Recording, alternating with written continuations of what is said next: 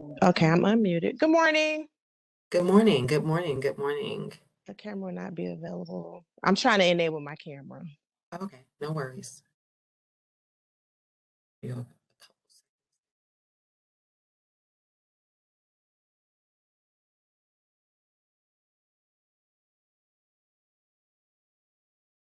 Jackie, I'll share the presentation when they're ready.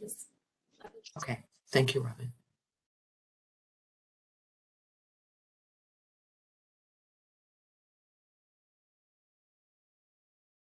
Okay. Miss Smith.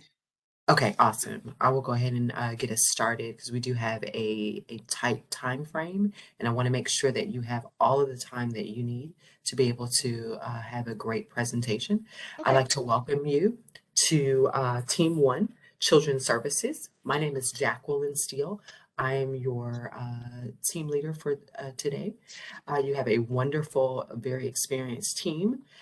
We will begin with introductions of the team, and then we will let you guys introduce yourselves. And at that point, then we will start the time, and the timekeeper will definitely give you some additional information.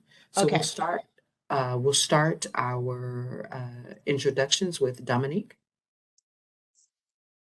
Good morning. I'm Dominique Maddox from the city of Tallahassee.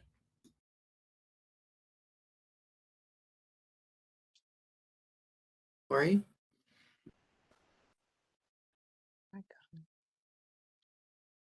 Good morning. I'm Lori Mulrooney with Safe Families for Children, Florida. Emily. Emily's muted. Emily, you're on mute. I'm sorry. Okay. I'm Emily Fritz. I'm retired, and my 40-year career, most of it was in the healthcare industry. Monte. Javante Swinton, City of Tallahassee. Lenny. Hi, I'm Dr. Lenny Marshall. I'm with Big Ben Hospice and glad to be with you. And last but definitely not least, our timekeeper. Hi, I'm Melanie Howe with the Florida League of Cities, and I will be your timekeeper during this process. You will have 15 minutes for program review, 5 minutes for budget presentation, and then we'll have 10 minutes for follow-up Q&A from the team. I will be giving you a time warning at 5 minutes and 2 minutes in your program presentation, and at 2 minutes in your budget presentation. Okay. And as soon as you introduce yourself, I will start the timer. Okay, I am Selena McKinney, the Executive Director of the Character Center. I believe I have 2 board members on. Oh, my video keeps going out. Mr. Dominique and Mr. Williams, if I'm not mistaken, are on the call. So whenever you're ready, we can begin. All right, I'll start the timer now. Okay. Good morning again. This is Selena McKinney, the Executive Director of the Character Center. I want to do a brief overview of our program. The first is our mission. The mission is to promote positive behavior change. Our purpose is to provide educational and motivational activities, primarily to increase academic achievement and to improve behavior, character, and learning. One of the most important things that we've kind of adopted in the last 2 years is the behavior piece. We always have incorporated character, but behavior is something that we're definitely looking at now because we have a lot of students who are running into a lot of behavior issues, which is affecting their academics. And the result of all of the activities we're doing is to try to do a community level paradigm shift where we're actually doing a positive generational change so that the students are able to grow up and come back to be productive members of society. And on the next slide, the program need. I wanted to try to follow the format of what you all requested. So I'm just going to go line by line. The first thing that we looked at was the academic achievement gaps between our population and the cohorts that, if you looked at the application, that are on various sides of town. So what we looked at was low-income students based upon poverty, unemployment, those who are receiving free and reduced lunch, those who are in female-headed households, and those who are receiving public assistance. The other thing that we look at are academic early warning indicators, which would be the number of times children are suspended, their standardized testing failures and retention rates, and of course the standardized testing scores. I won't get into the standardized testing scores too much because I put a lot of data in the grant application, and hopefully it was clear enough to show the disparity between our population that we're serving and the cohort that we are comparing it to. And on the next slide is pretty much the general overview of the program need. But what I wanted to add in and show you all is the median income. So if you look at the populations that we're currently serving, which is Springwood, Raleigh is proposed, Oak Ridge, Pineview, and Appalachia are our current locations. But if you look at Buck Lake with 32317, Gilchrist and Killearn Lakes, which is 32312, even though you have a large percent of students that are on free and reduced lunch, or those that may be eligible for free and reduced lunch, that percent is lower, of course. But the percent of female-headed households, which is low, but you can still look at that median income. So even though you have, let's say, Appalachia, which is the population that we're currently serving, where you have 9% of public assistance, 23% female-headed household, that median income is still lower than the other two groups. So I kind of want to draw your attention to that as well. And on the next slide, the program need also looks at the number of students that have 2 or more warning indicators. So again, I just want to kind of give you a little bit more information and go into a little bit more detail about the number of students versus the number of students who are suspended more than once. As you can see on the Buck Lake, Gilchrist, and Killearn Lakes, they're 0 or 1. The number of students that are retained 2 or more times, again, that was 0. And this really speaks to the need to make sure that we continue to serve the students who are most at risk for academic failure, including trying to also add Raleigh into that program. Okay, program description, next slide. What we primarily do is provide positive out-of-school time. So after-school academic instruction, which consists of homework assistance, intensive academic assistance, and standardized test preparation. What happens is once the students are out of school, they immediately go into our program for an hour, hour and a half a day, 5 days a week. We typically are doing homework assistance. And of course, once it's time for standardized test prep, we start doing FSA, test preparation, but now they're changing that and it'll be progress monitoring. So this year, what we've been trying to do is look at how can we make sure that we integrate the progress monitoring assistance with the homework assistance to make sure that we're also going to continue to look at how we're evaluating students progressing. Character education, that's a big one that we are definitely beefing up. We do have character words right now in behavior modification, but you'll also see when I get to the budget section that we're adding in another layer by having mentors, because what we're realizing is that students who are in class, they're either in class with students who are misbehaving, which means that cuts down on their learning time, or we're dealing with students who are misbehaving themselves, which again cuts down on instruction time for everyone. And these activities are provided by the site supervisor, lead teachers, volunteers, and that's 1 hour per day after school. And on the next slide, we have a summer program. Our summer program right now is a 7-week program. It's very heavily academic instruction based. So we do reading, English, language arts, and math. Again, we weave in character education, and those activities are provided by the executive director, the site supervisor, the lead teachers, and the volunteers.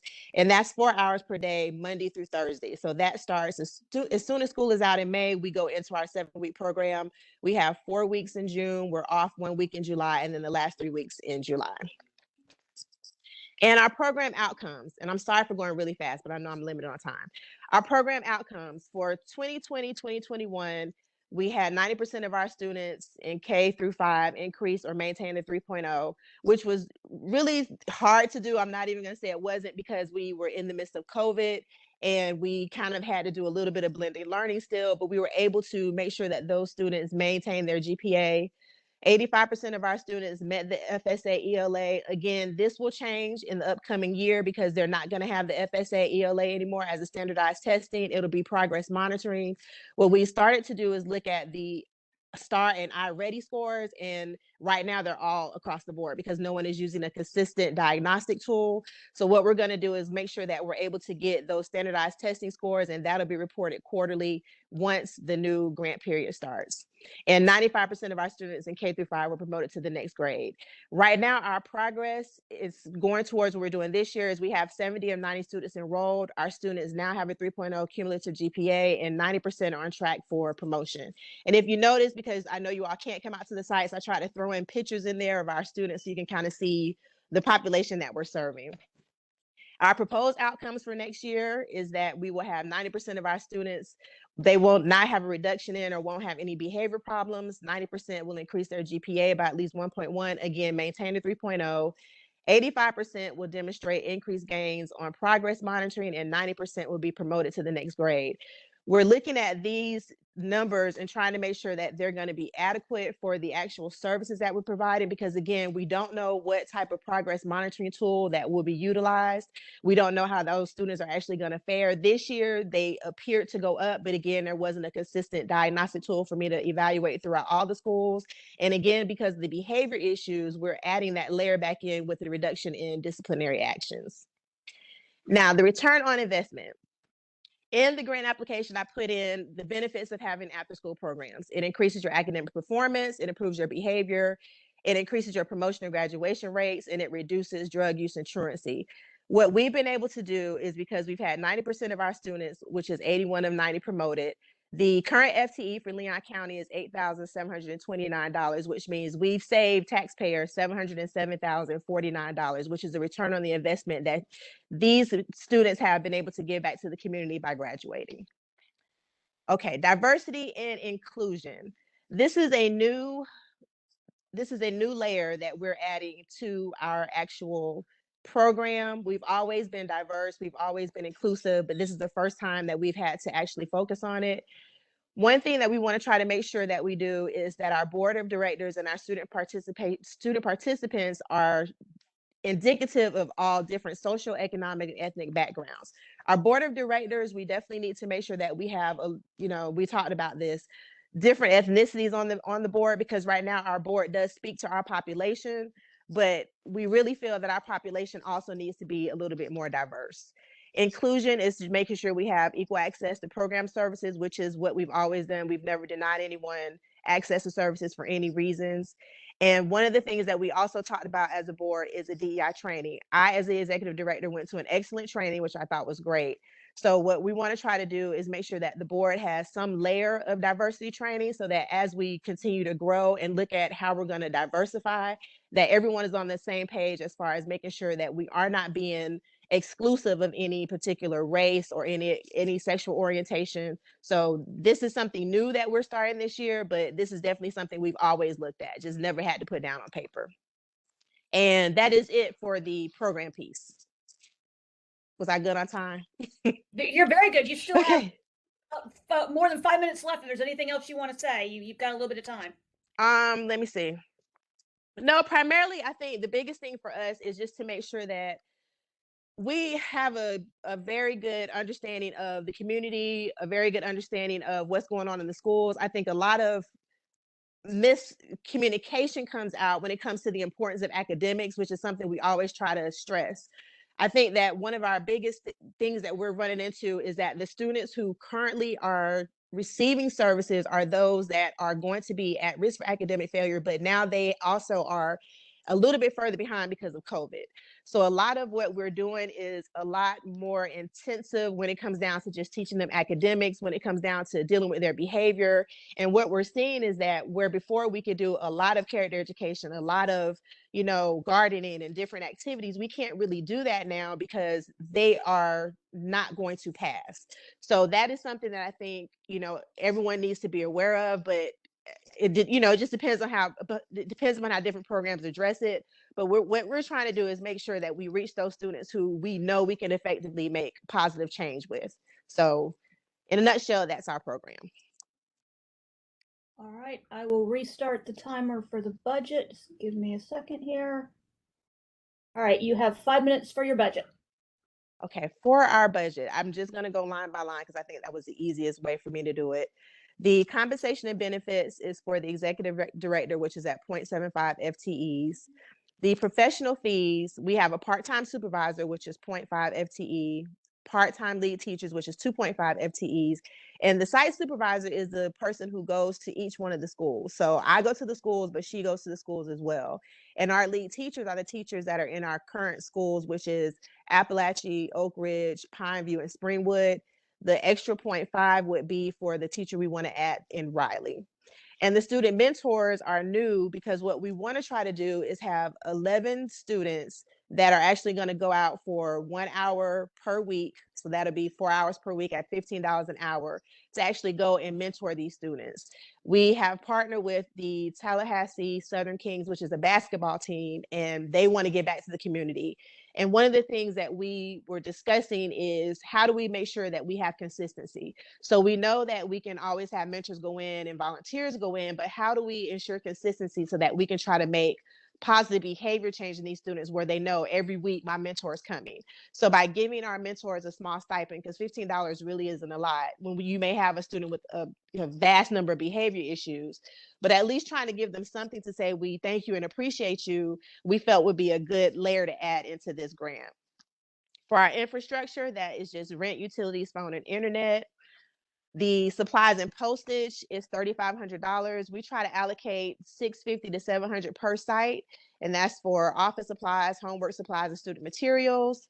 Our board development, which is United Partners for Human Services, $75, and general liability insurance. And what I've done is with the board development, general liability, and the infrastructure, that is actually a 50% cost that is allocated to this program because we also have another program that pays the other 50%. And what we are asking for is an increase of $18,070. That is to provide for the one lead teacher at Riley and the 11 student mentors, as I just described. And we also want to provide the $700 for Riley for those materials and $2,970 for utilities. So that is the $18,070.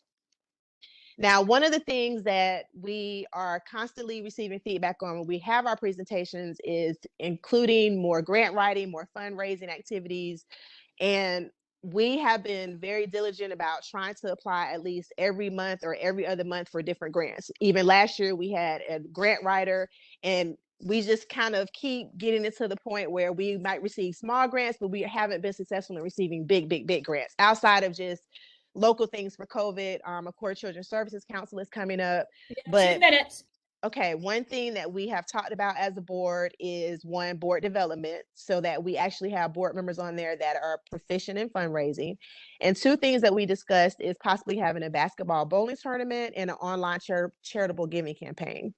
And when it comes down to grant writing, the thing that we're doing now is trying to apply for mini grants. So we'll apply for Costco's, Walmart, and also COVID-19 does kind of put a damper on grant writing, because what has happened is now people have been giving more to COVID-19 related activities that are more in nature of trying to prevent COVID-19 than actually academic. So that is the one thing that we're also running into.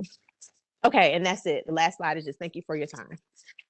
And again, like I said, I tried to put pictures in there for you all so you can kind of see the population that we are serving currently. All right, we now Okay. have 10 minutes for Q&A. Thank you.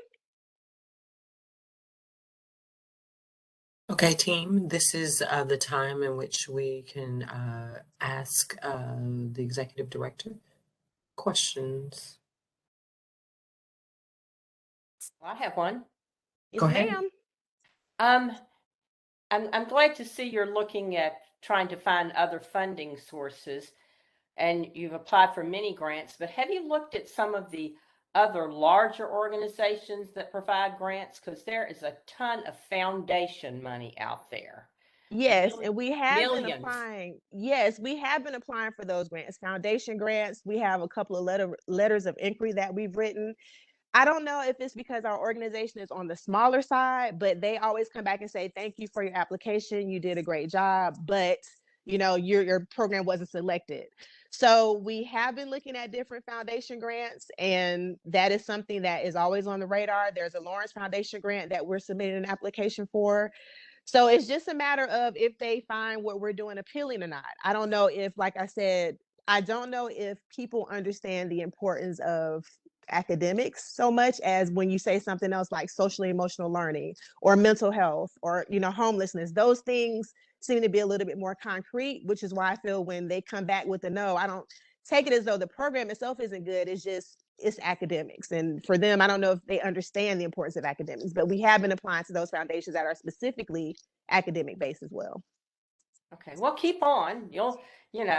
Babe I'll Ruth eventually struck- get it. Yeah, Babe Ruth struck out many times, so I mean that's a comparison. So Yes. So I but have a there's question. a lot of money there in foundation grants. Okay, go ahead. Yes, sir. Go ahead, Lenny. I heard you say that you wanted to implement the DEI training for the board. What does that look like to you? How do you plan to, are you going to bring somebody in? Is it going to be mandatory for the board, or can you talk a Well, little bit more about that? I don't know if it is going to be mandatory for the board because I think our board in itself, we're a new board. So what I want to do is have the same young lady who actually did the training or someone similar to just do a training for them, because I thought that the diversity training itself was really good to just kind of jar your awareness of, you got to remember about populations and people and how they may feel about different things, which a lot of times you don't do when you're just kind of doing your day-to-day activities. But I think that what I would like to do, and I discuss this with the board, is actually just have a training via Zoom for them.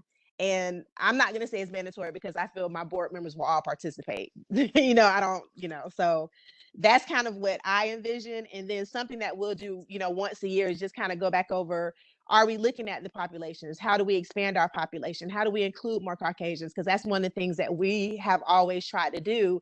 And because we're just on the side of town where it's lower income or African American, that's always been our population. But there are also other races. You have Caucasians, you have Indians, you have, Native Americans that also need these services. So how do we put those members on the board that show that population that we're also there to serve them? So that is the second discussion after we have the Zoom meeting. But we have had discussions on how that will look like our DEI. Thank you. You're welcome. I just wanted to follow up with one question from last year's award letter. It may not be an issue anymore, but I just want to check. They had asked to provide specific details regarding succession planning for the executive director. Has that been dealt with? Yes. Interestingly enough, the old executive director is no longer present, and I'm the new executive director. So we have been rolling as though the succession plan was in place, which worked. We have been rolling with no hiccups. So yes, that has been worked out. And even if in the event of me not being the executive director, we have that down so the next person can take over the program without any type of failures in academic successes or character or evaluation or budgeting, anything like that. So yes, that has been addressed. Great, thank you. So, hi, good morning. So I have a few questions related to the budget justification that was provided. Yes. If you could walk us through particularly the professional fees for those different categories for the site supervisor and lead teacher. And I can Okay. provide you with one of the areas that I was hoping you could provide some clarity for us. Okay. You want me to walk you through it, or you want specifically? So let's start with the site supervisor. Mm-hmm. Okay. She is contracted to go out to actually go to 5 each of the minutes schools. Okay. Go to each of the schools, but specifically, are you trying to figure out her amount? Let me ask some pointed questions just to Okay. help with That'll help me time. out. Okay, so for the character program, the site supervisor would be half-time, correct? Yes. 0.5 FTE. Mm-hmm. On the budget worksheet that was provided for the proposed year, it showed that rate would be $3,900. Mm-hmm. It's split with another program. Correct. But then when it came to the budget justification, the explanation, it stated a different amount, $5,350. So I was trying to understand where the change come from. Okay, wait a second. Which are you looking at the grant application? I'm trying to get to your page. Yeah, so when you provided, the agency provided more information about the breakdown, explaining why there was a need for additional funding. Okay. Yes. Do Okay. you have a section? Yes. No, I see where you're looking at. Yes. Okay. So the site supervisor 0.5 FTE at $5,350. And then the site supervisor, yes, $5,350. Yes. So Okay. And then the discrepancy is which one? So I can make sure is it on the budget sheet? The budget worksheet, correct. On the salary information, is that for the proposed year? I'm trying to make sure that Yes, it is. The last Form 3 with the salary information. okay, site supervisor 7,800, last fiscal year, proposed fiscal year. Okay, so you have the 3,900. What I did do, I did not put in the increase that I want to provide for her for going to the additional site. So that's that discrepancy. Okay. Okay. And then for the lead teachers as well, could you clarify that for me as well? We have 4 teachers. They make $25 an hour. So we have a teacher at each site. We have a teacher in Appalachia, Oak Ridge, Pineview, and Springwood now, but we want to add in another teacher for Riley. So that is their particular amount, Okay. and which may be different again too, because I wanted to make sure I added in the Riley teacher. Okay. Thank you. Hey there, Selena. This is Jackie. I got a couple of questions. Thank Yes, you for ma'am. speaking to the diversity of the board. But I wanted to talk about male staff Yes. in terms of I looked at your the demographics and I only saw that you had one male staff. Yes. Can you talk to me a little bit about your recruitment for male staff? The male staffing is what we want to try to recruit as a mentors. Again, that's why I said we were doing the Tallahassee Southern Kings basketball team as our mentors. It is a little bit more challenging to get male staff as teachers because there are very few males that are teachers, period. But what we did say is that we realized that if we had a strong male presence as our mentors, that would definitely help with the behavior. And again, that is something that we've looked at and addressed as students have kind of gotten away from learning and gotten more into behavior issues. Then my next question is in terms of the parental involvement. This is goes to goal number 4 and Yes. objective 4. Can you tell me a little bit about what do you mean by post test? Are you giving the parents test? No, the parents usually have a survey at the end of the year, but what we've done in the past is we've actually had parent engagement meetings, but because of COVID, that has kind of been put on the back burner. So at the end of the year, parents are given a survey on how did you feel about our services? Were you engaged? Were you involved? Because one thing that we did notice too is that the parent involvement was declining.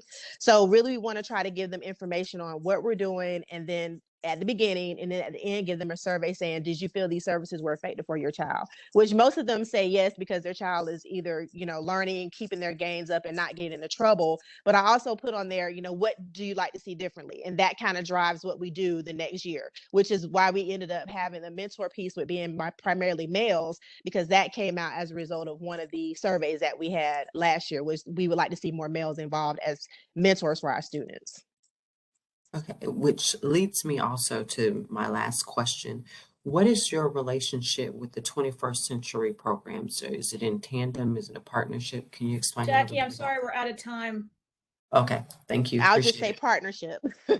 Okay, appreciate it. Thanks, Melanie. And thank you, Selena, as well for your Thank presentation. you. I'm sorry it was so quick. I'm sorry that this is No, the no, first it's year was okay. so short.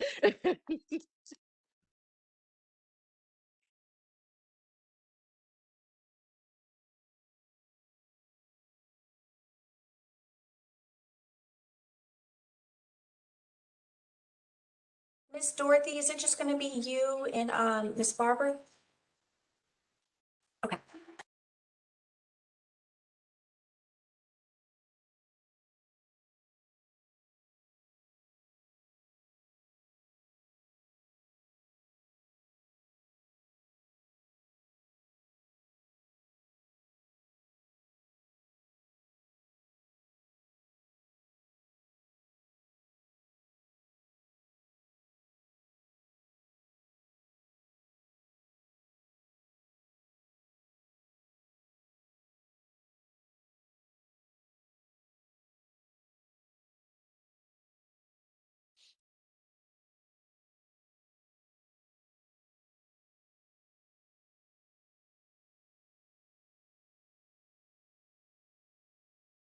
You're muted, Jackie.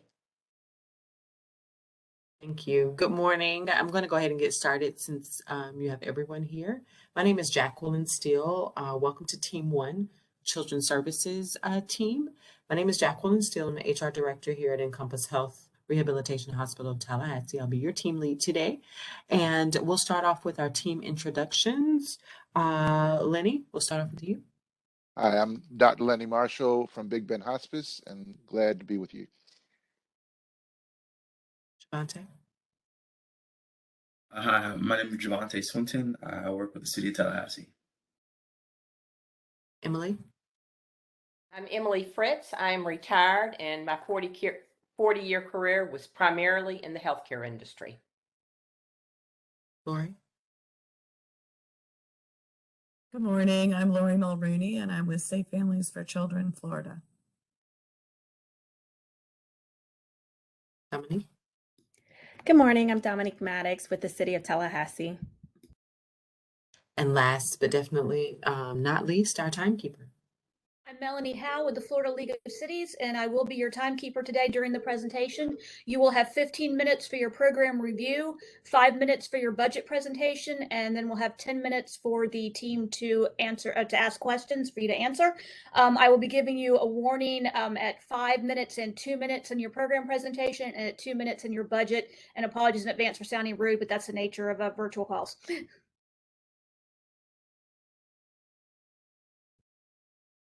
So if you want to introduce yourselves and then begin the presentation.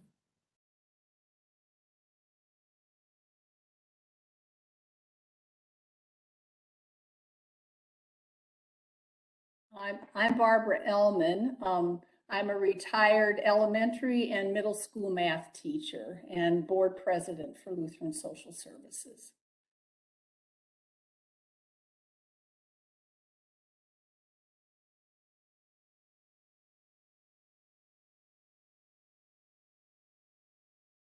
I think you're muted, Dorothy. I'm trying to, can you hear me? There you are. Yes, you Okay, are. all right. Good morning, I'm Dorothy Hinkle. Everyone calls me Dottie, and I'm the Executive Director of Lutheran Social Services of North Florida. Are we ready? All right, if you're ready, I will start your 15 minutes now. Okay. And thank you for the slides, I appreciate that. Our organization was founded in 1989, and the mission is to develop, fund, implement, and administer programs that address the unmet social service needs of the low-income residents of our community. This agency has responded to the mission statement in a variety of ways as programs and needs have changed. Today, our focus is on the KidSafe program, which provides new 3-in-1 safety seats to families in need. The next slide. With KidSafe, our mission is literally to save children's lives. Next. Nationally, motor vehicle crashes are a leading cause of death to children ages 3 to 14. Next. 1,926 children are injured, 142 are hospitalized, and 13 die in vehicle crashes every single week in the United States. Next. And minority children are at even greater risk of being unrestrained when they're killed in crashes. Almost 50% of Black children and 40% of Hispanic children who died were unrestrained. In other words, not using appropriate safety seats. On the other hand, white children had only a 20% rate. So this is a racial equity issue as well. Simply put, we believe that no child or family should have to experience that kind of pain when it can be prevented. Next. And it is preventable. The use of child safety seats can reduce fatalities by 71% for infants and 54% for toddlers. Next. In 2017, KidSafe began as a plea from several child and family-centered agencies who lacked resources to provide this service in the community. Next. Since that time, the program has grown, validating the local need for the services. In March of 2021, The volunteer coordinator responsibilities were replaced by agency staff partners who are not, I'm sorry, partners who had not submitted a request in 6 months were contacted and encouraged to use the service appropriately. And a delivery system was instituted to improve utilization of the program. The results were pretty amazing, nearly doubling any previous year's performance. This year, we're on course again to at least match last year with, as of today, 44 little ones using safety seats for Kids Safe. Our model is a collaborative model. Our potential partners are identified or approach us and trained and sign an MOU.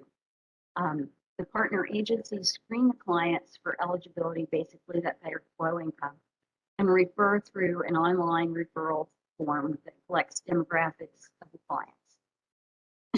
The director, me, reviews referrals and arranges for appropriate safety seats to be delivered to the referring agency. And the referring agency then collects a small processing fee and forwards it to LSSNO. There's absolutely no duplication of service in this whole process. These are our KidSafe partners at the moment. We've reached out to new partners, adding 3 new partners, the International Rescue Committee, the Women's Clinic, and the Early Learning Coalition during the past 6 months. We're actively working with TMH and the Career Source Agency, and we've been in contact with one clinic to discuss partnerships as we go along this year. Next.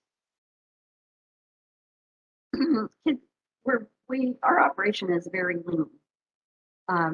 Program is managed by a half-time director who works from home. Welcome to the home.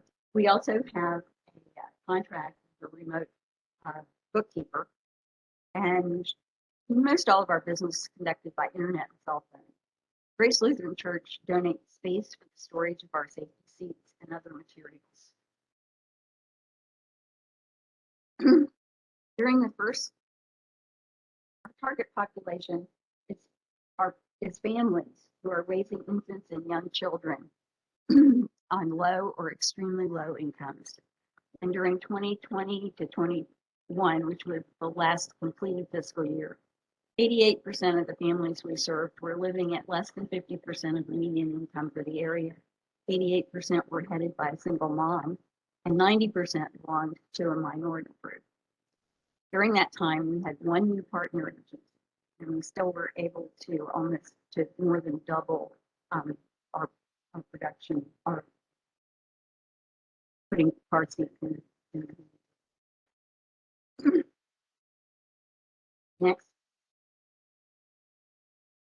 During the first 6 months of 21-22, where we are now, actually that should be 39 children that had received safety seats. We're up to 44 as of today. And we had incorporated 3 new partner agencies. We also started including booster seats for a little older toddlers, 4 and 5-year-olds. As they start to transition from safety seats to a regular seat belt, they really need that time in the booster seat. And although our regular seats will convert to a booster seat, some kids have been riding without one for a while, and so we decided to add the booster seats. Getting the seats just part of the problem. Research shows that about 25–30% of the seats either aren't installed properly or people aren't putting their children in the harness correctly, and that reduces the efficacy of the seat itself. So we're trying to coordinate with or improve local resources for safety seat education so that those safety seats are being used all safety seats are being used more efficiently. We're working with the Safe Kids organization and the safety technicians to try to make those resources more available in our community and to develop our cadre of people that are trained to do this. Actually, I'm pretty sure I'm going to take the certification training toward the end of this year. We're also developing some outreach materials for other agencies that might want to be a part of this, and for families to help them understand how to install and use the car seats. And we've actually had one outreach event with Kids Incorporated.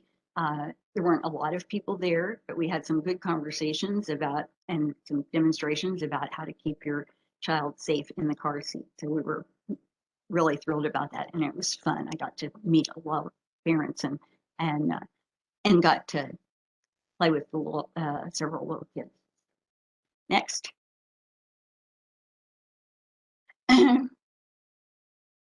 I wanted to just tell you one family story. We've got lots of them. We don't often see families, but last week I delivered two 3-in-1 car seats to one of our partner agencies for a young family who's been living in their car since they were evicted from their apartment. The kids were 8 months old and 2 years old. The father works day labor, but he's looking for a more stable employment. Mom has some disabilities that make it really difficult for her to have sustainable employment. So we were able to provide a safety seat for the two kiddos. And our partner is working with them to help them resolve their housing issues and help the dad at least find some more stable employment. This is how our program works. We don't duplicate anybody else's services. We're there to support You them. have 5 minutes. Thank you. And the next slide, I'm trying to follow the outline that y'all sent to me to answer questions that were in there. And so I wanted to comment a little bit about our diversity, equity, and inclusion journey. And I have to say that I think it is a journey. It's not a destination. I think we're all in a growth process, and that it's about not just educating people, but changing hearts.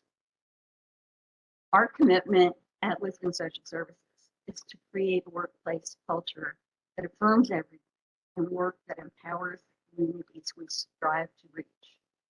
And we recognize our role in creating justice, as well as the opportunity to impart lasting change through our work. Next. And these are some of the things that we've done and are in the process of doing to move us along on this journey. We've had and still do have policies that include equal opportunity, non-discrimination, and anti-harassment policies. Our programs serve clients from different races and ethnicities, and our board reflects a variety of races and ethnicities. We changed our bylaws over the past year to remove the 51% Lutheran requirement. And part of the reason for doing that was to enable more diversity on our board. By restricting it to a large number of Lutherans, it just didn't give us access to other kinds of communities that are more consistent with the population that we serve. And we continue to explore ways to become more culturally aware and affirming. Since I'm the only employee, I don't have a plan for diversity training for my staff. And our board is in the process of adding people. So I'm not planning to do anything like that until we have a full board.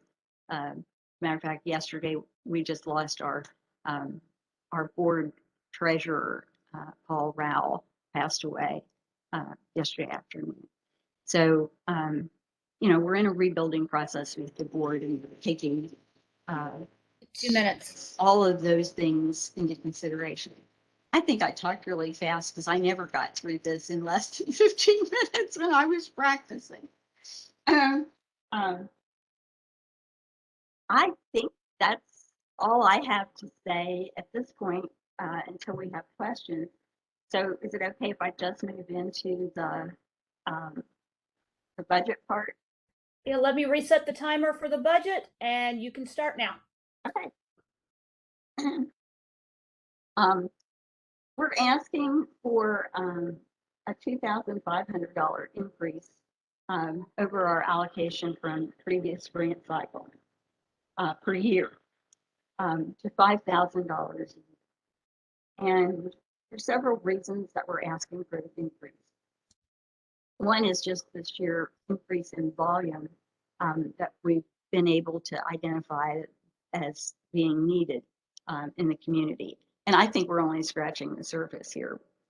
And the other is that our agency went through kind of a restructuring in June, and so the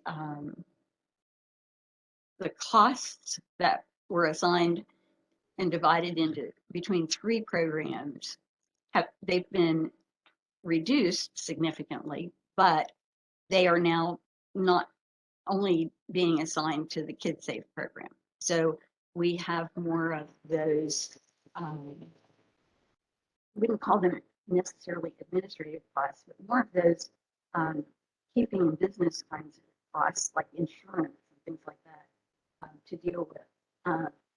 And we also are really passionate about expanding this educational component so that not just people that we are providing car seats to, but all of the folks in Tallahassee who are using car seats are using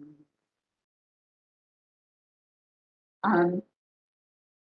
The significant changes that I need to point out are what I alluded to. First 3 quarters of 2021 included 3 programs, including an income producing one that was our senior apartment program. Realizing that the agency wouldn't be able to provide the kinds of support needed to age in place, the property was gifted to Good News Outreach in June of 2021. The board decided they didn't want to sell the property, that they wanted to keep it in the low income housing stock. And Good News was in that business already with some housing opportunities that they had. And so we were able to work out that training. The 21-22 current budget does reflect our current agency 2 minutes budget with the KidSafe only program. So hard to compare the 2 years really. For the proposed budget, just some things to note. We have an ARPA grant, the American Rescue Plan Act, through the city. It's a 2-year grant. Well, it's not 2 years. It's a total of $20,000. We had a $10,000 advance that we received in November.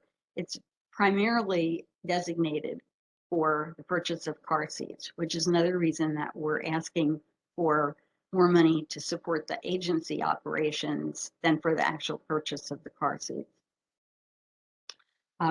This is, a real opportunity for us to be able to establish the need for this in the community and to be able to provide as many car seats as possible to folks. So I received $10,000 as an advance, and then after that's spent, and it almost is, we have access on a reimbursement basis to another $10,000, which I'm hoping to use for the next budget year,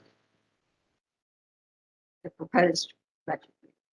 So basically, the only other things that were added to the proposed budget year are some computer equipment. I'm on my personal laptop right now, and my main computer is a very old Dell that was refurbished in our old refurbishing department, and I worry a little bit about it. So I've got some money in there. I'm sorry, that completes the time.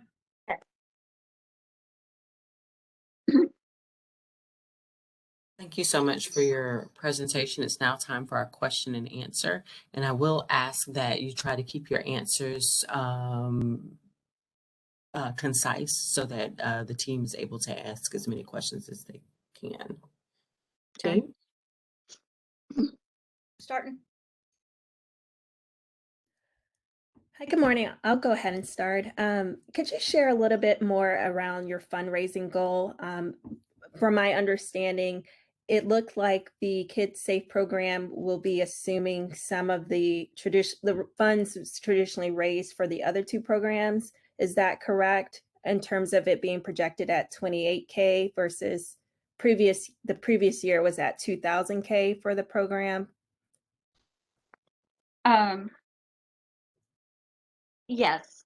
And if you notice, we had to add, during that year, we had to add about $8,000 from other parts of the budget from other programs to the Kids Safe program in order to make it viable.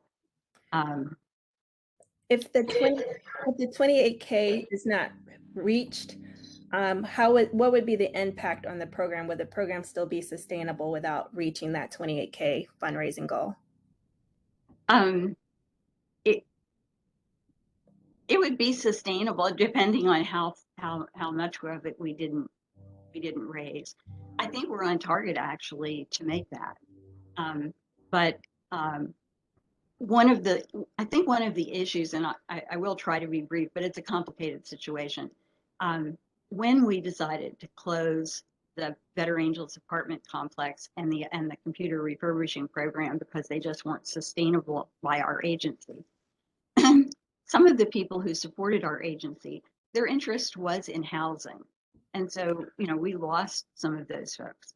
So we're in the process of reestablishing our base for support of this particular program.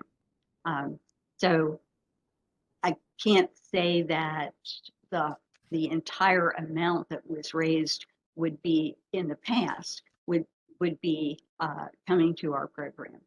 So that's affecting us somewhat as well. But I think we're pretty much on track to make that goal. Okay, thank you.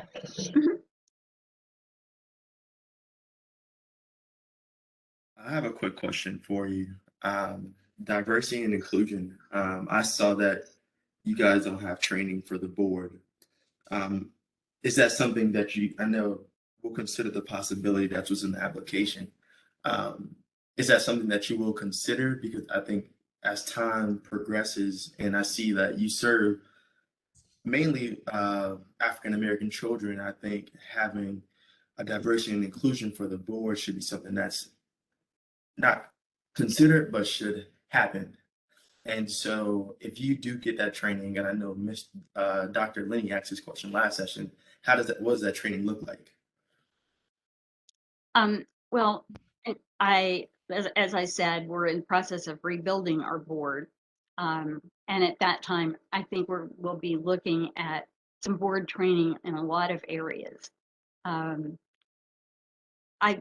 been a part of various agencies who've had diversity training, and sometimes sometimes it worked and sometimes it just made things worse.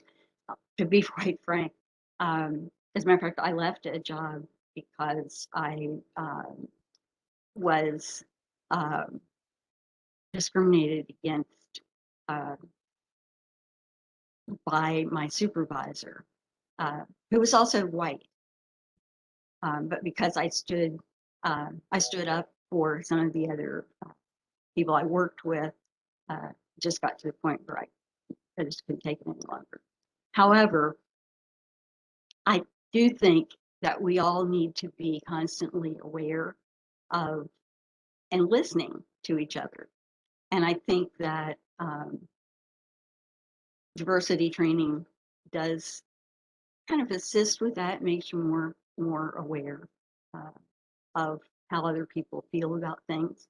So I can see that it could be included as a part of board training. That's an area we really haven't paid much attention to in the past. Well, before I got there, which I've only been there since 2020. I do want to and make sure that, I'm sorry to interrupt you, but I do want to Yeah. make sure that we have time for other questions as well. Okay. All right. Minutes So left. I think it's in the cards. We're just not ready at this point because we don't have the full board. And then if I can ask one more question. Go ahead, Javante. I know that you guys get the American Rescue Plan, the $10,000. If you don't, I know you said that other $10,000 is on a request basis. How would it affect your program if you don't get that $10,000? Oh, I think we can get that $10,000.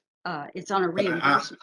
It's reimbursement. But if you're not able to, how do you think would that affect the longevity of the program? Would you guys how would it affect your program if you don't receive the funding? Because I know we go through a similar process, and the funding is, they may say it's there, but it may not be there, or you may not get reimbursed for it. So if you don't get it, how would that affect the program?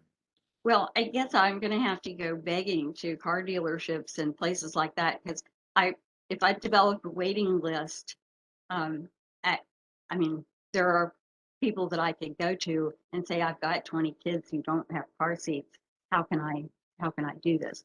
Which I'm planning to do anyway, because I know that money is going to run out. So I'm using this next year as a kind of a rebuilding year to establish community relationships with businesses and other providers so that we have a sustainable source of funding going forward. Does that answer your question? I just want to update on some grants that you wrote. Have you heard back on Network for Good or Capital City Bank Foundation? No, I haven't heard back from Capital City Bank Foundation yet. That one just I submitted it early and the deadline just passed a couple weeks ago. So I don't expect to hear from them for a little while. And then Network for Good, did not get it. That's a grant that I can apply for every month, and I'm doing it. So I have another grant in to them right now, and I'm planning on continuing to apply every month to see what can happen. It's for $5,000 to the agency, and it's also a membership to Network for Good and a year of their services that would actually help us manage all of our fundraising activities and our communications with subscribers. I have a question. Mm-hmm. There are millions of dollars of foundation money out there. 2 minutes. Okay, and it's not just local companies. We're talking about national companies. I don't know. Maybe the manufacturers of the car seats have a foundation. I don't know this, but I mean, there's so much of that foundation money out at a national level. Have you applied for any of that money? I have contacted 5 of the manufacturers of car seats and have not had a favorable response. They do not have foundations and they don't do discounted car seats for charitable purposes. I did approach Target and got a very small grant, $100. That's For something. yeah. Hey, I used it. Yeah. And they do have a good booster seat that I can use that money for. The only other option for me, as far as the companies that make the car seats, is if you have if you're a certified technician, safety seat technician, you do have access to some discounted programs. And that's another reason that I want to do the training to become a certified technician. I'm not sure, it's only one company, so I'm not sure that it's going to actually save us any money, but it's a possibility. And I think it gives us some cred if we've got a certified technician who's on our staff to be able to apply for those kinds of grants and discounts. Okay, thank you. And and the national groups, it's been my experience in the last 2 years that most everybody is looking for funding We're that's at the end related of our to time. COVID. Thank you so very much. We do appreciate your presentation as well as your budget presentations, as well as answering our questions. We do appreciate it, and thank you very much. Thank you. Thank you.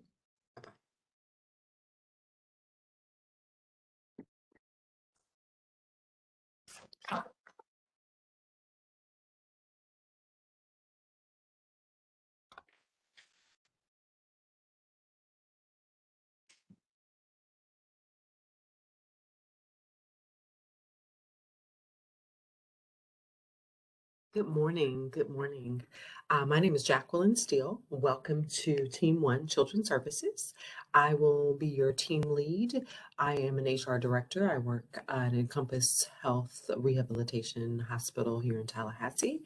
And we'll start off with some team introductions, and then we'll get into your presentation.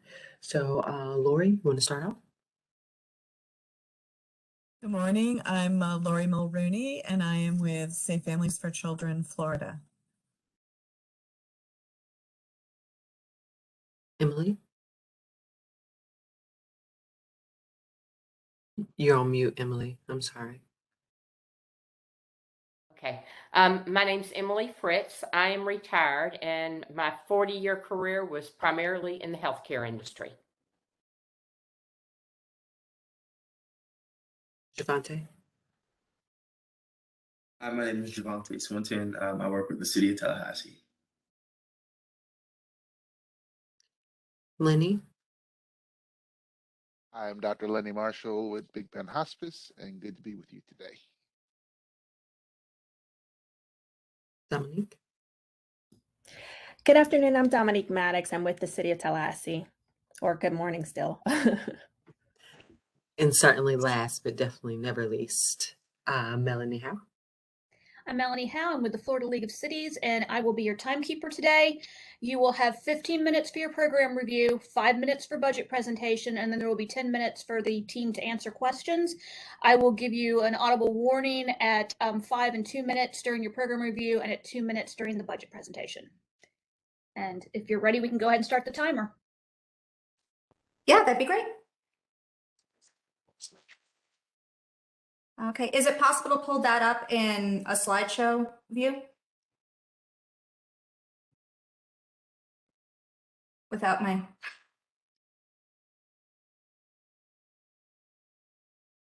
Hold on, trying to do that. Okay, while she's doing that, I just want to say good morning to everyone and thank you for dedicating your time to this process. I know it's a lengthy process with lots of very deserving community service organizations that are trying to do our best to move the needle in our community for the better. Today, we're going to discuss early childhood education in Leon County and throughout our community and where we're missing the mark with our kiddos, and introduce you to the concept of smart play that we use here at the Learning Pavilion. Is there any chance of getting the slideshow back up? I'm working on it. Hold on one moment. Okay.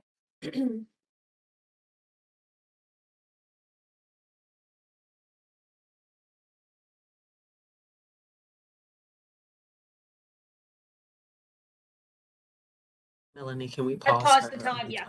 Yeah, Okay, thank perfect. you. Thanks. Appreciate that.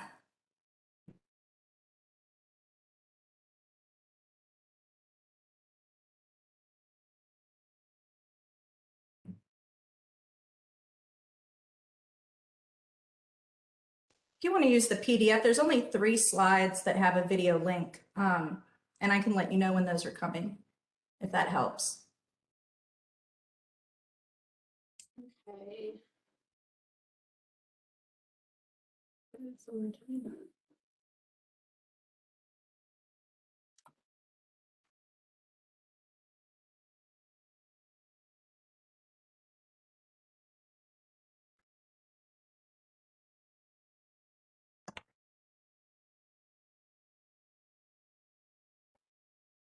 Oh, it looks like the view when your screen's duplicated or extended.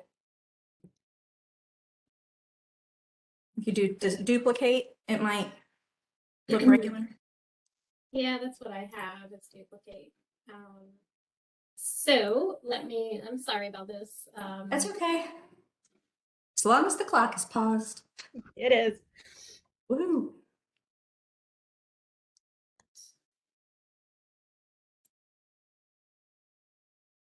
Try this one more time.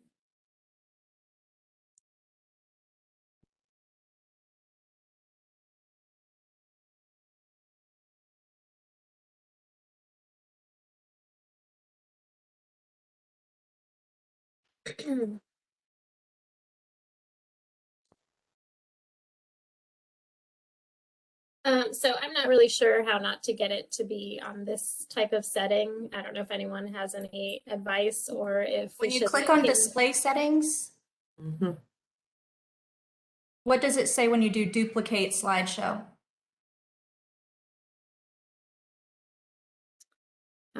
it just says that, which gives me a blank screen.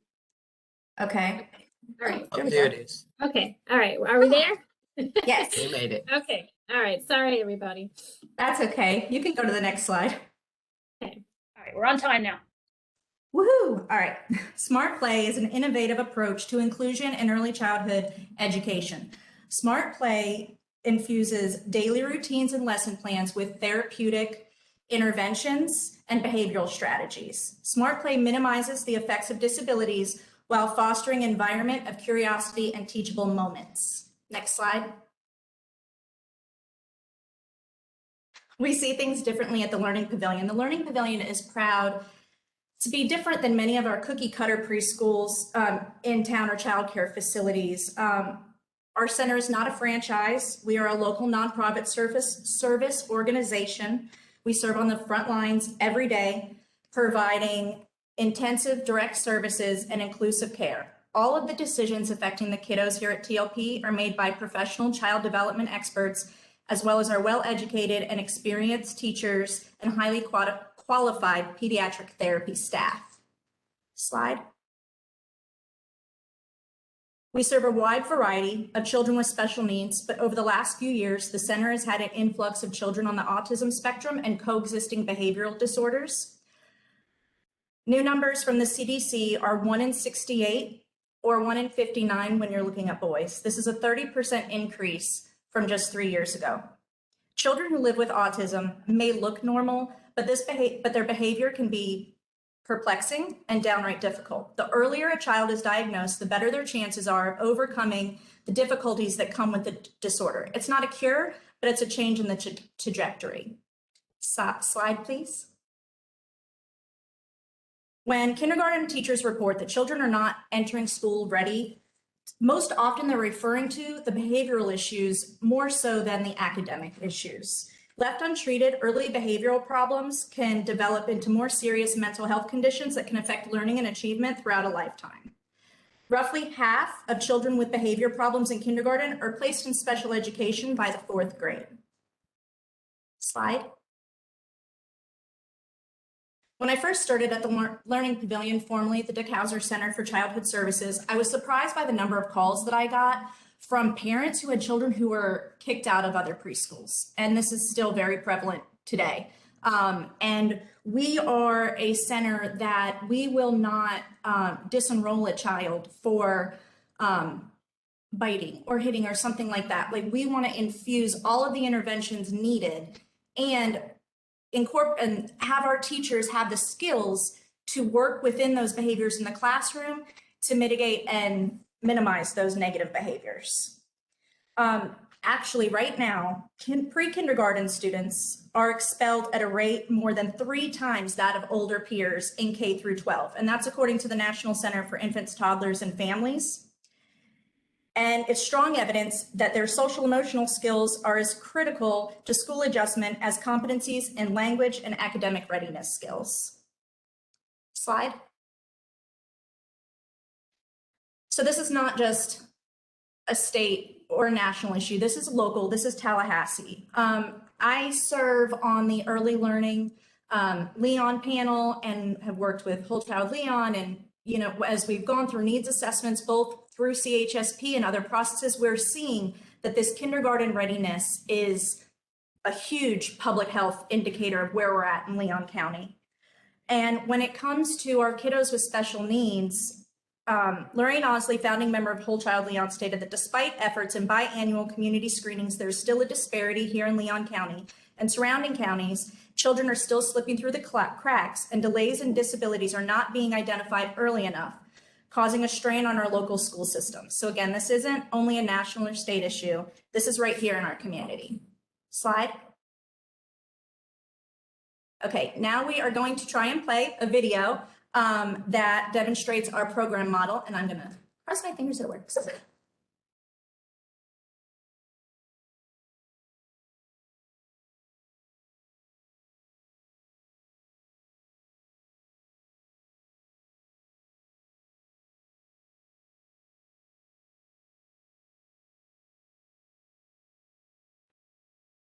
It looks like it's not set up for sharing sound.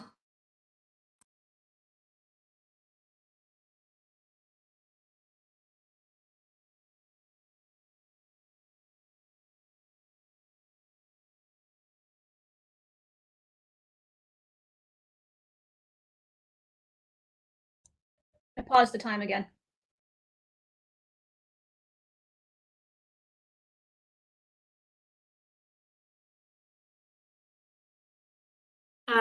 Virginia or Anita, do you have any advice here? I'm not really sure how to integrate the sound.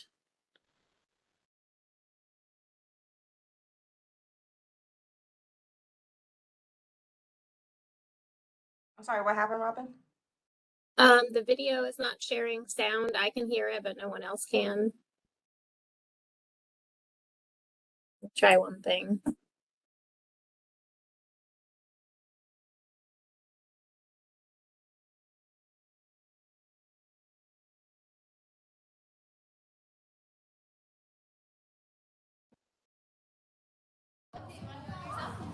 You hear that? Yep, Okay. we hear it.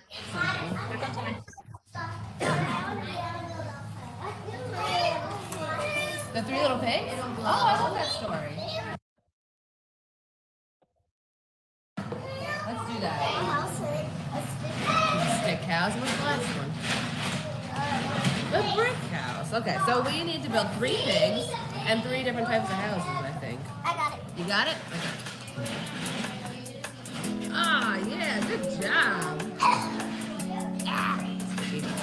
Sticky stuff. Look at it, stick it in the back of your hand. The Dick Hauser Center is a developmental preschool. We focus on children with special needs. So our teachers have specialized training on how to handle children in the classroom, how to integrate therapy goals into their daily classroom activities. We serve kids between 6 weeks and 6 years of age. And we have referrals from throughout the community, whether it be other doctor's offices, therapy teams that think that they need a little more therapy going on throughout their entire day, to parents who just feel that their kids might have something going on but they're not sure, to typical developing kids.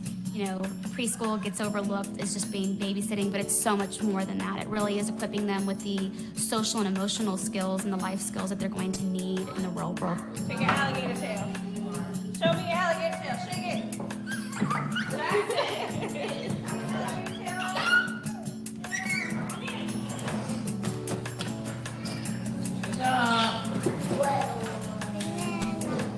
Oh, that's an awesome green. Okay, so you got P. What comes next after P? R-E. I mean, the amount that a child develops from 6 weeks to 6 years is incredible. Going from our infant room to walking and talking and high-fiving in the VPK room, there's so much that happens there. And when you're able to provide a predictable, safe environment with consistent teaching staff, it makes such a difference. And there's kids that still go back to our 1-year-old room and, you know, will visit Miss Doris because they've had her forever or want to, you know, check in on the other teachers. It really helps with our retention of families as well, from bouncing around from preschool to preschool or for other environments, because we've really gotten to know them. I would definitely say Dick House is a great facility, a great agency to work for. Every teacher that I know is here for the interest of the child. We want to keep our classes integrated. We want them to play together, get to know each other, and communicate, because everyone is different. In any kind of way, they're different. You know, some of us learn better through jumping up and down, and some of us learn through doing art projects, and others, you know, like doing puzzles. And I think when you have special needs children that feel included in that, it gives a little bit more of a compassion for character building. And I think that's important for children to know that we are all loved and we need to all be accepted, but that we're different. Some of us have dark eyes, some of us have light eyes, some of us have dark hair, some of us have long hair. And not just the physical appearance, but that our learning styles are also different, but that we're also very important and we're also very special, and that we should all be treated the same way. As far as the special needs kids goes, they have the typical kids to look at as a model, whether it's something that they're doing developmentally that they're trying to look at. They have that example right there. And then for the kids who are typically developing, it gives them a real chance to empathize with their peers, learn that kids are different. I think as a whole, it just gives the center in general a more family feeling. The students we serve are getting the best quality care that we can possibly provide. A person with a disability needs to feel good. They need to be encouraged. And our staff, they ask the best that they can get from the kids.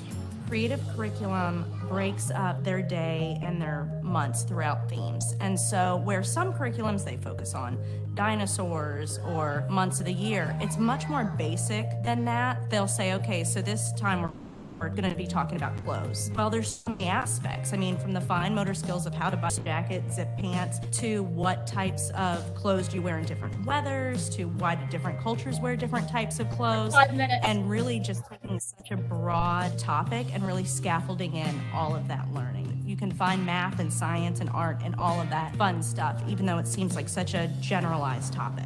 I think stimulation with our senses, you know, just being able to touch and smell, our 5 senses are the best way that we learn. That's like his mouth. Yeah, but he can't talk, can he? No. Nice. 10. Now it's Aubrey's turn, Woody.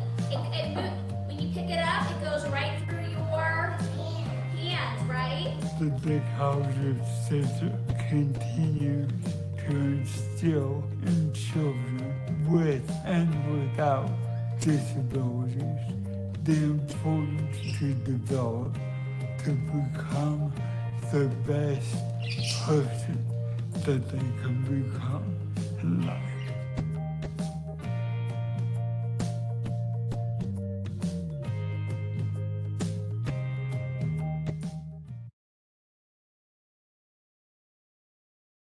Thank you. Here is our organizational chart. I'm so grateful to have the team that I do. Because our governing board is so important to the organization survival, we pay close attention to the composition and structure of our board. The selection of our board members is based on the evaluation of their ability to carry out specified roles and functions in the furtherance of our mission. We monitor defined demographics and characteristics such as gender, race, age, and disability, and we strive to recruit individuals who are dedicated to the welfare of our community's children. Slide. Okay. To be effective, early intervention programs need to engage the families of young children with challenging behaviors in partnership with early childhood education programs. Too often, the relationships between the family, the early intervention, and the preschool problems are neither well developed or collaborative. But expulsion cannot be the answer for these kiddos. We know that 90% of brain development takes place before the age of 5. Our team has the capacity to meet the needs of our students with disabilities, providing long-term cost savings, and children who receive these critical services demonstrate improved general health, improved functioning, and decreased social education.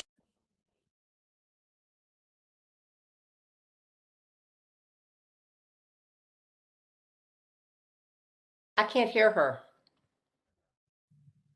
Can you hear me now? Yes? Okay, sorry. All right. Last year, we served 168 kiddos. 106 of those were male, 72 female. Approximately 30% received therapeutic services, and approximately 36% were identified as part of the ALICE population. 2 minutes. Pardon? Okay. 2 minutes. Holy cannoli. Okay. Slide. I'm going to skip a few. Slide. Slide. Slide. Slide. Slide. Slide. Okay. Let's see.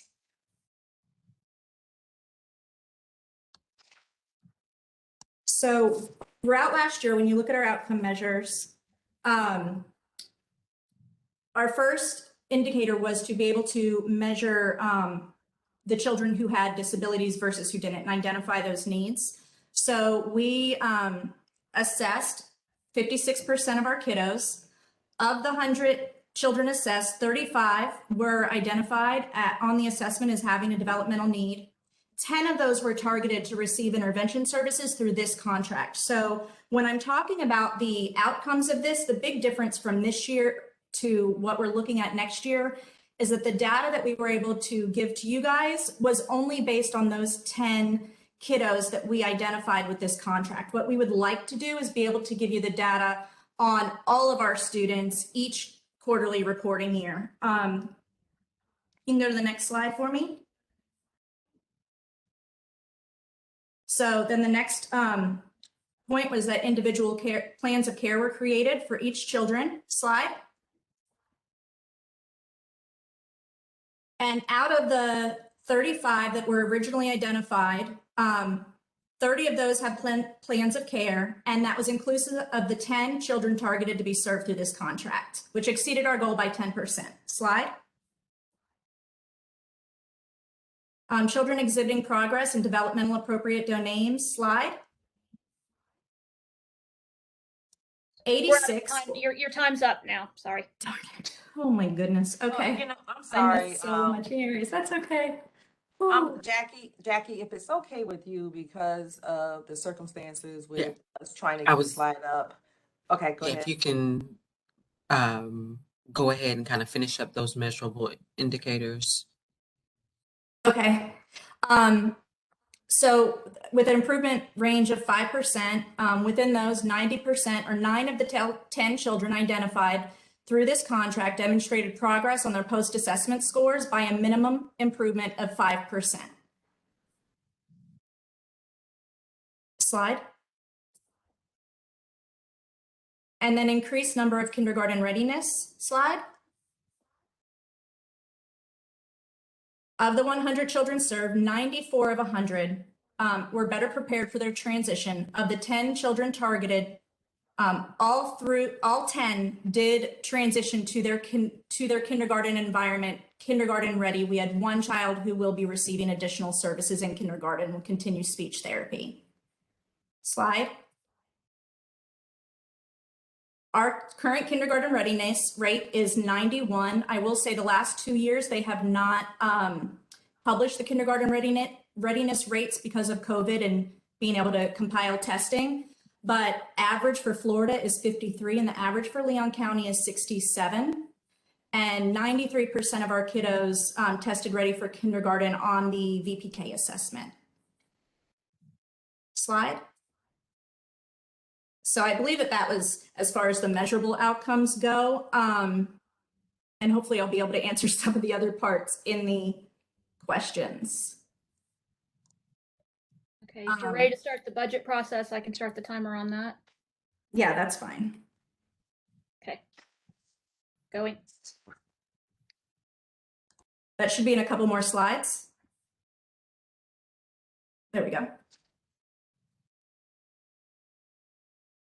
Okay, so the Learning Pavilion maintains strict financial controls in order to ensure that money is appropriated to the most efficient use of funds possible.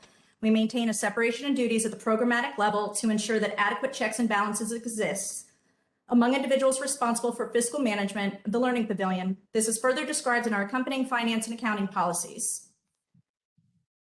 Our audit is conducted by a certified public accountant each year, and the audit report is presented to the board upon its completion. Here you'll see last fiscal year, our current, and our proposed. Most notable in changes is that last fiscal year we did have $84,000 from United Way, and that has ceased. You'll also see where state funding has depleted a little bit, and that was because last fiscal year there were a lot of additional programs to help families through ELC, even if they were over the income limit, and then those have since gone away, so those families don't have those programs anymore. The next one would be our expenses slide. And the majority of changes that you see is us really working on the compensation and benefits portion and being able to bring in those additional staff that will help relieve some of the day-to-day hardships in the classroom by being able to add early intervention assistance to help our teachers within the classroom for the kids that do have special needs. Childcare in general is a very low paying field. We've worked really hard to try and make our pay rate not only competitive, but worthwhile as a nonprofit and as an agency in our community. And that's really been a large focus on us this year, is to try and get manageable wages for each of our employees. I think that's the only big difference there.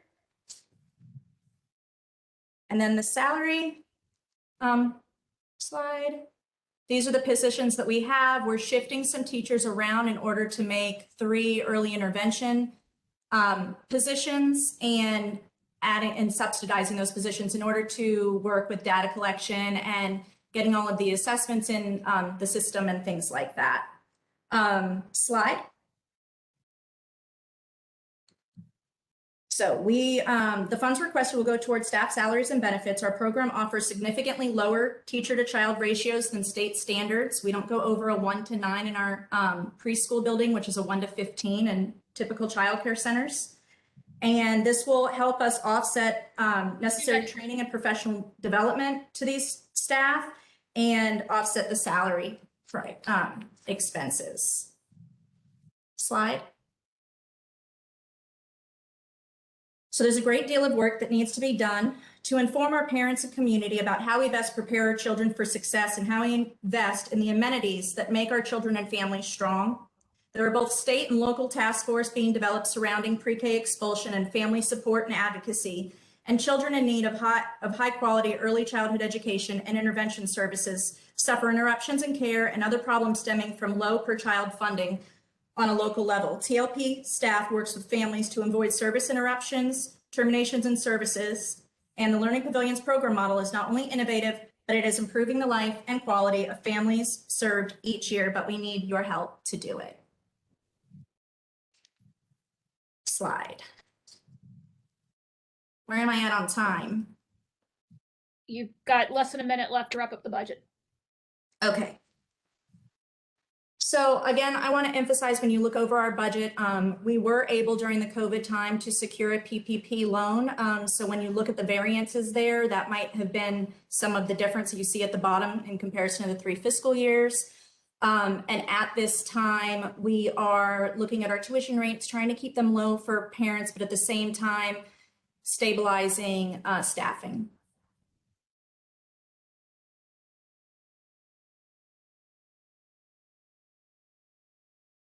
Thank you so much, Kim. It's now time for CRT question and answer. I do have a question in terms of your PPP loan. Has it been forgiven? Yes, 100%. Okay, awesome. And then the other thing was in the bank fees. Can you tell me a little bit about what those bank fees are? Because I didn't see that you had any bad debt, so.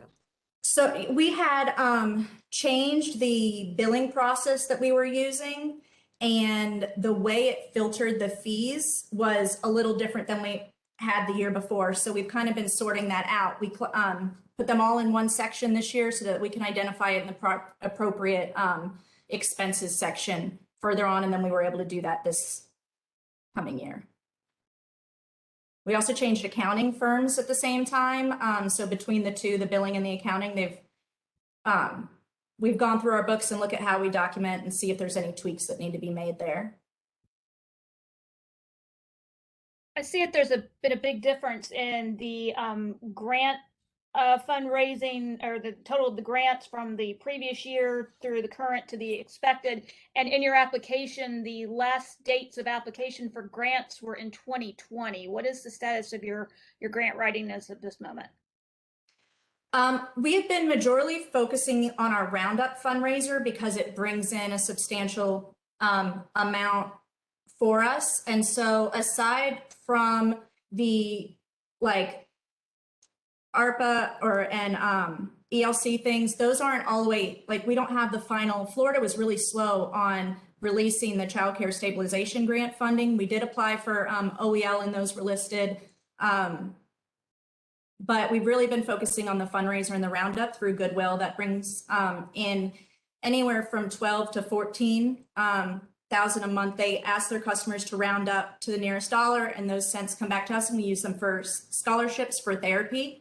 And sometimes tuition scholarships for our kiddos that need it. We have a scholarship process that's either for an immediate need where something interrupted their regular bill cycle, or whether they are underinsured and need therapy services, or if they have insurance, but they're changing from one to another. So to avoid a loss of services during that time, like when they're coming off of CMS and going on to Medicaid, that sort of thing. Okay, thank you. Was there another question? Yes, Dominique. What is the turnover rate currently for your staff? Right now we have, so for my full-time teaching team, our turnover is about 12%, but for our part-time assistants that come in the afternoons and things like that, we're closer to 60%. Some of that's expected because they're students, and we do work with the universities to work around people's schedules and things like that. But the majority of our full-time staff are very consistent. I've had them here for a long time. Okay, and then you are currently serving 178 students. How many are you expecting to serve for this proposed year? We served a total of 178 last year. We have 136 enrolled right now. We're at capacity. So when summertime comes, some kids will disenroll and then new kids will re-enroll, and it still looks the same in your year. So that was the unduplicated number, was the 178. We are looking at doing at least the 132. That's what we're licensed for.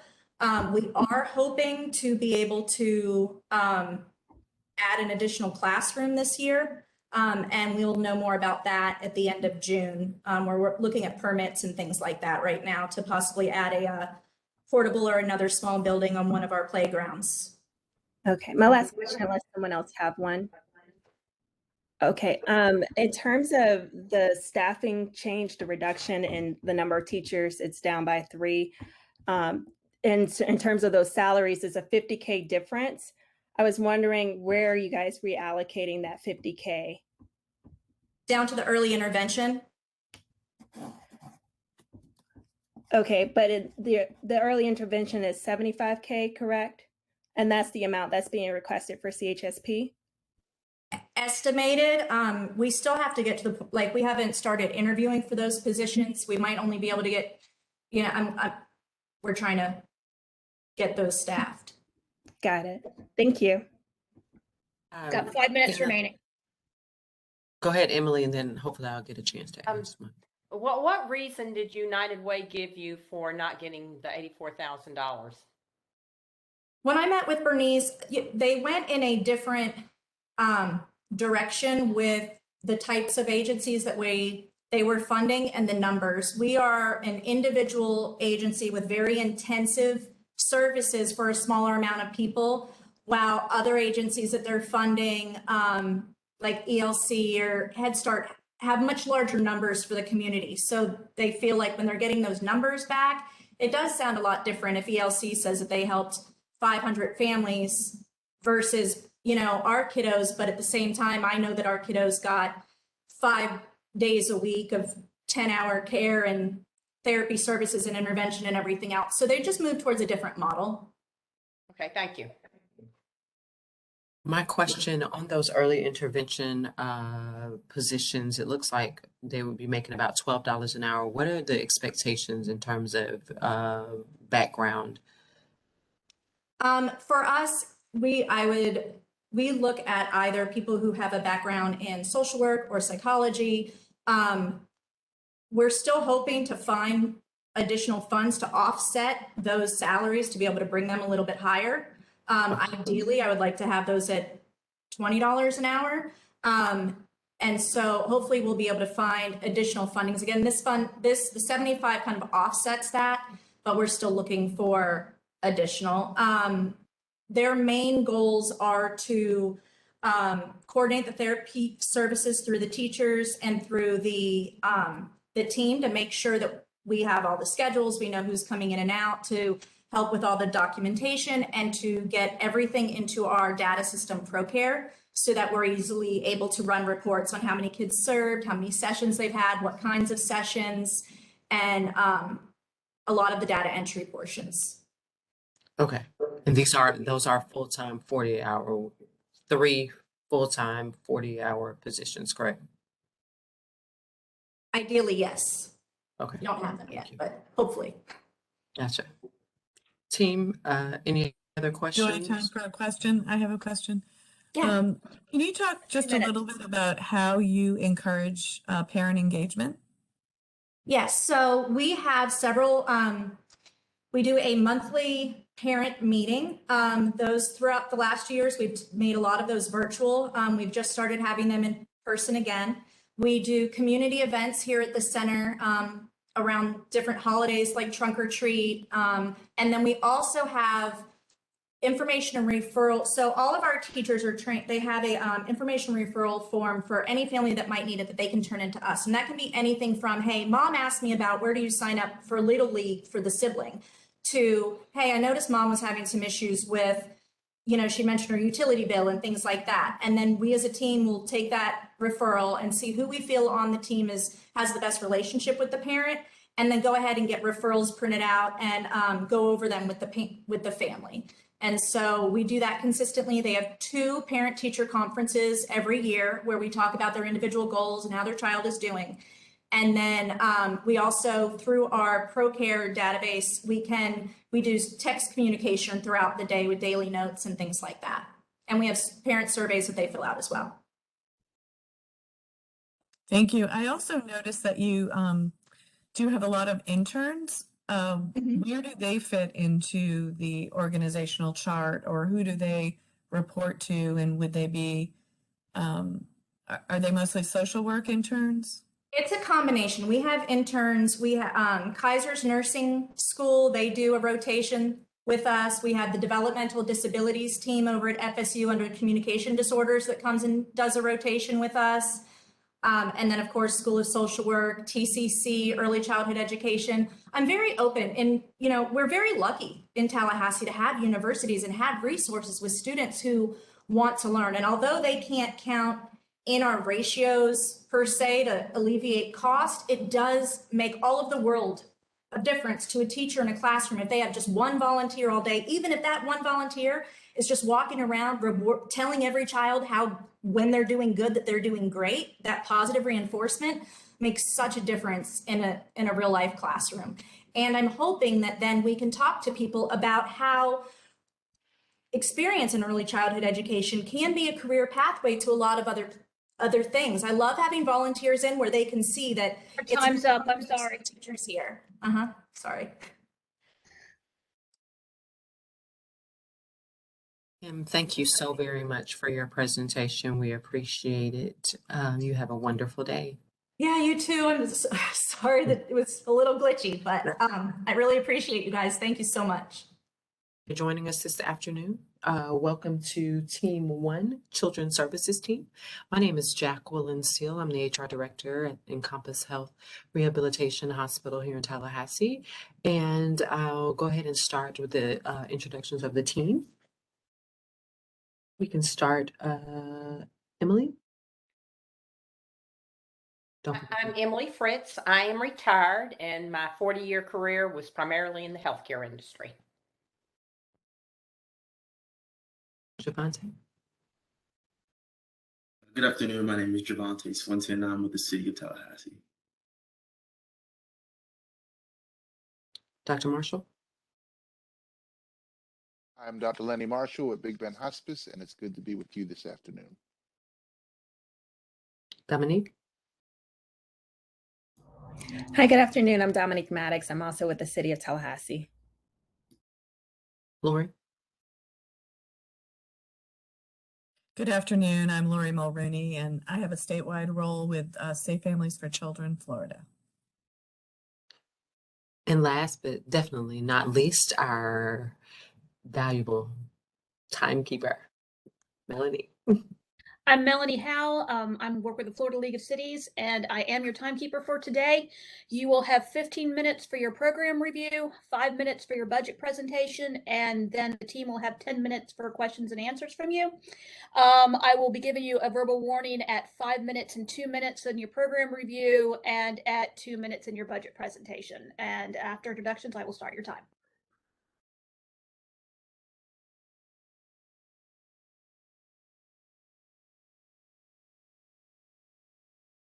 And Audrey, if you want to go ahead and do your introductions, and then you can start. Good afternoon. I'm Audrey Simmons Smith. I'm Director of Corporate Relations at the Florida A&M University Division of University Relations.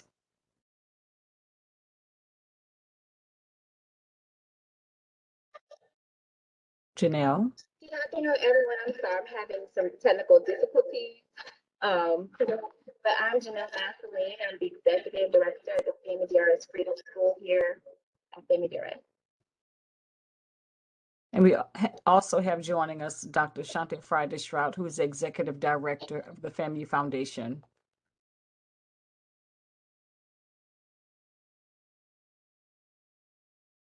Thank you all. Welcome, and go right into your presentation.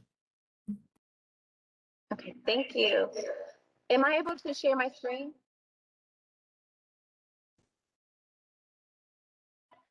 No, we can see your presentation. I see it. Okay, thank you. Okay, so we are a six-week literacy program here at Family DRS in the Freedom School. I'm so sorry. I'm having some kickback. Are you all here? I can't understand her. There's too much echo. Yeah, we've got lots of feedback. Do you have two? I'm gonna pause the time. Do we sort this out? Thank you, Melanie. Janelle, do you have two things at the same time going? Now you're on mute, it seems. Give me just a second. I'm getting it worked out.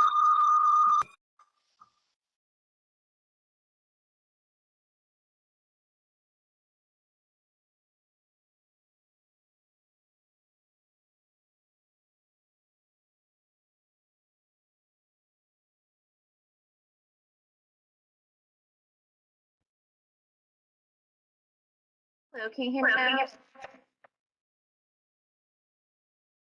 I still hear an echo.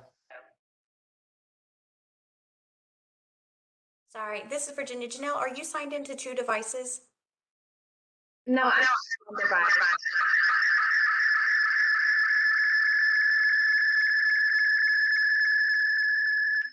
Give There's a me device, just a one with second. your name and one with your picture. So one of them, you're gonna have to turn the volume off. Okay, so try again. I just moved the one with your name to the lobby.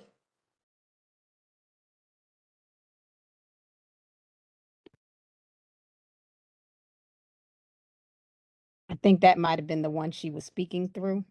Okay, cool. So let me switch that. So the other Oh, one, she dropped off. she may need to mute the other one. Okay. So the other one, she dropped off.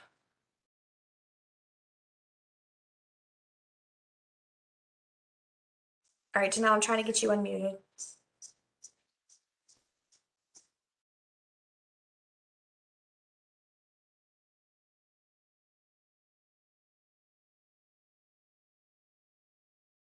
While Virginia is doing that, is Victoria Hernandez part of your team?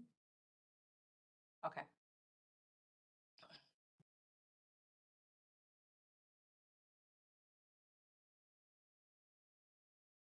Trisha West is a part of the team, is the other member. She's the assistant superintendent at FAMU DRS.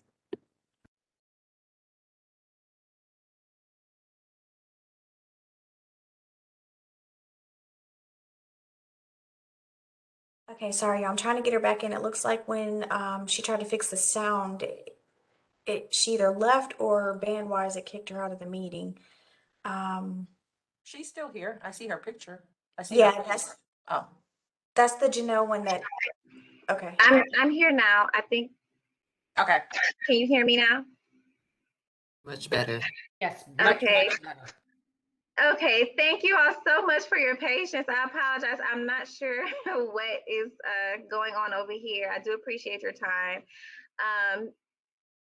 And working with us today and working through that technical difficulty. So again, I'm Janelle Masseline. I'm the Executive Director of the FAMU DRS Freedom School Program here at FAMU DRS. And we'll just briefly kind of go through everything, focusing first on the program outline and then the CHSP budget that was proposed for this year.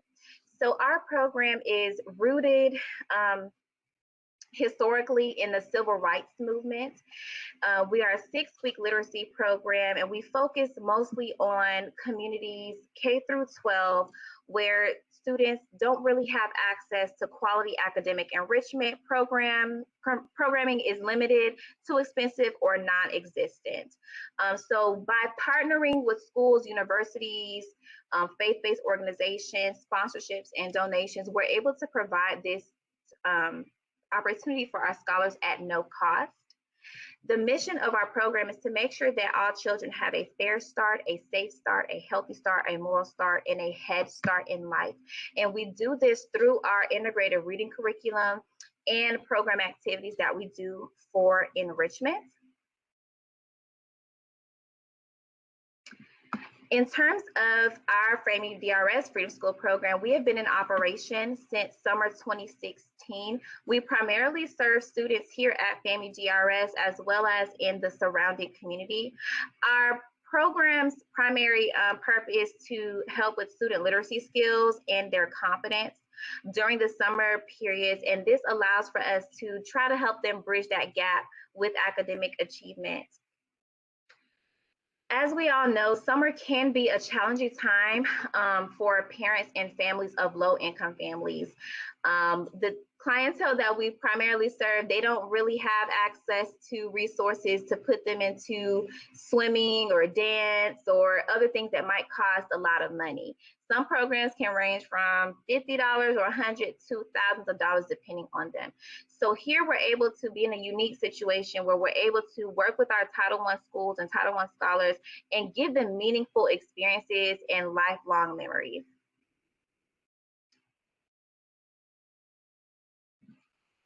Just a little bit more about our program and why it's needed. Again, some of our scholars are underperforming in terms of reading and literacy compared to other students in the state. So with this, our main purpose is to make sure that we're giving them a head start and giving them opportunities to have that reading enrichment during the summer. They're able to take home all of the literature that we read and build their at-home libraries. So our enrichment programs that we have are also used to help broaden the academic experiences that they have, and they get to develop new sets of skills as well in the program. We also have a component which focuses on health and wellness. So in addition to making sure that they have nutritious meals to eat during the program, we also provide them opportunities focusing on the 6 dimensions of wellness. In terms of our program model, we follow the CDF Freedom School program model, which is focused on 5 key components that are high quality academic engagement, parents and family development, civic engagement and social action, intergenerational servant leadership development, and nutrition, health, and mental health. So every aspect of our program helps to address each of these 5 essential components of the Freedom School. And we do this by primarily hiring servant leader interns that are College of Education students or college age students that serve as our mentors that work directly with our students. So they're the ones who are providing that direct instruction with them on the day-to-day basis. And with that, we also have partnerships with community partners who provide us with the other aspects, whether they're learning about health and wellness, whether they're learning about how to be change agents in their community. Every aspect that we do, from the integrated reading curriculum to our activities and National Day of Social Action, all center around the 5 key components. Our primary targets are students in the K-12 system. Primarily, our site goes up to middle school. So we service 6 to 14-year-olds, both male and female. Our primary demographic is African American or Black individuals, as well as Hispanic, and most of our families are low income. Some of the program activities that we have are the integrated reading curriculum, which is the most integral part of our program. This is what we do for 90 minutes each day, where we explore a research-based multicultural curriculum centered around making a difference. Every week there is a theme overall of making a difference in our literature, whether it's through themselves, their families, their community, their country, their world, or through hope, education, and action.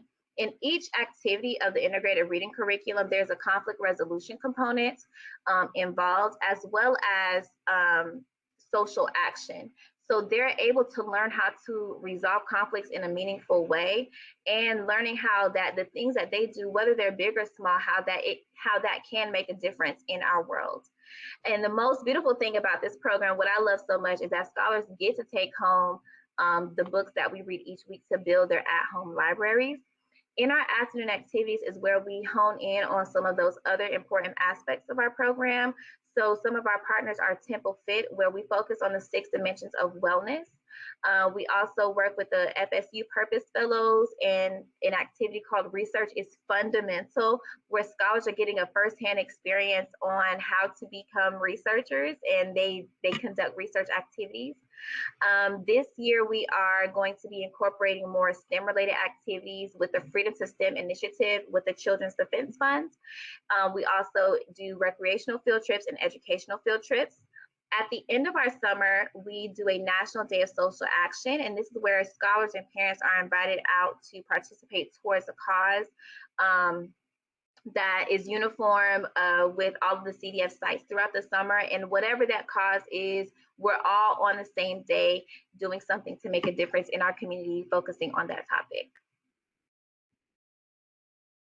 Our program is designed the same way that the CDF Freedom School is. However, we have made a few adjustments according to the needs of our programs as well as our scholars. So in terms of leadership, we have the executive director, project director, and site coordinator. In terms of our staff who are working directly with our students every day, we have our servant leader interns. And we have implemented a co-site coordinator and instructional coach position at our site as well. And this is just to be more of a support for our site coordinator for the day-to-day operations, but also to provide ongoing professional development for our servant leader interns throughout the summer when it comes to instruction. Other supporting staff that we have are junior servant leader interns. We have a few former scholars who have aged out of the program, who just love the program so much that they actually come back and volunteer and help out. We also have Freedom School counselors who are practicum students at Florida A&M University, who serve as a resource for our scholars, as well as various program volunteers, which could be students from FAMU and FSU, as well as parents. In terms of diversity, equity, and inclusion, we are governed by the same policies and expectations that Florida A&M University is. We do not discriminate here at FAMU DRS Freedom School, regardless of the differences that anyone may have. And in addition to the onboarding processes that we have to do at the university level, we as a site also provide additional training to our servant leader interns, as well as the Children's Defense Fund does as well through the Ella Baker Child Training Policy Institute. We have forged several partnerships with our organization over the years. So we are a part of the FAMU College of Education. So that partnership allows for us to recruit mentors and interns to participate in our program. We are a Children's Defense Fund partner as well. We work with the Temple Fit Co. as well as the Florida State University College of Education. In terms of 2022 to 2024, we are adding on that STEM component to our program. So we will be partnering with the FSU and FAMU College of Education, as well as other meaningful partners in the community. We found that primarily in the past, we've had 80 students in our program, but due to funding and COVID restrictions, we were only able to serve about 50 students in 2021. We did not operate in 2020. So this is almost half the amount of students that we were able to serve before. So, and we find that the need for this program has increased and it's more prevalent now than it was in the past, especially with the students being at home due to COVID for 2 years almost. So the need for a program like this is meaningful to help bridge that gap for the students academically as well as socially and emotionally.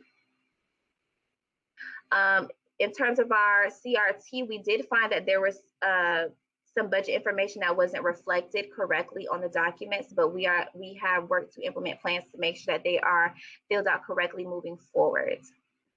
Do I have 5 minutes for the presentation overall or just for the program outline? Just for the program part, you still have about 3.5 minutes left. Okay, thank you. In terms of the, I'm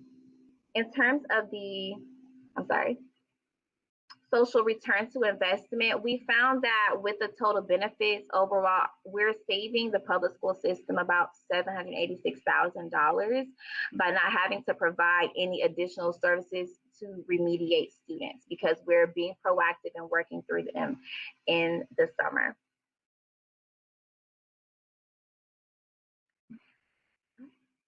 May I transition into the budget component? Let me just reset the time for that. Thank you. Okay, you can start your budget. Thank you. This program operates at no cost to our participants. So we rely on donations, grants, sponsorships, et cetera, to be able to provide this opportunity. In 2020, when we applied for the CHSP grant, we requested about $87,330 and were awarded $62,000. So with this funds, we're only able to cover the cost of our professional fees with Temple Fit, as well as our salaries and compensation for our servant leader interns. Initially, we had anticipated about 80 scholars, but because of program funding, we were only able to serve or invite 50 students to the program. This year, we have a proposed budget of $160,116.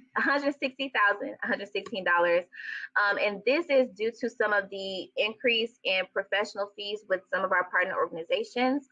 This is also to be able to open the program up for more students in the future, and to partner with organizations that foster the evolving needs of our scholars and families, in addition to supporting that STEM initiative that we are incorporating into the program.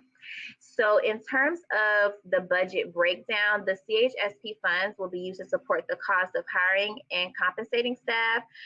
That is key to the operation of our program, the expense of professional fees with our partner Temple Fit Co., and the supply of resources and materials for the integrated reading curriculum and Freedom to STEM components of the program.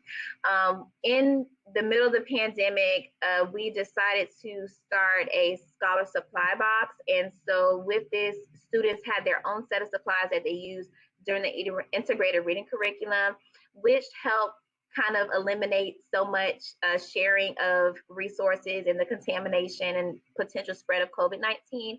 And to give our students a head start, we actually allowed for them to take their scholar boxes home. And that is something that we would like to do continuing on.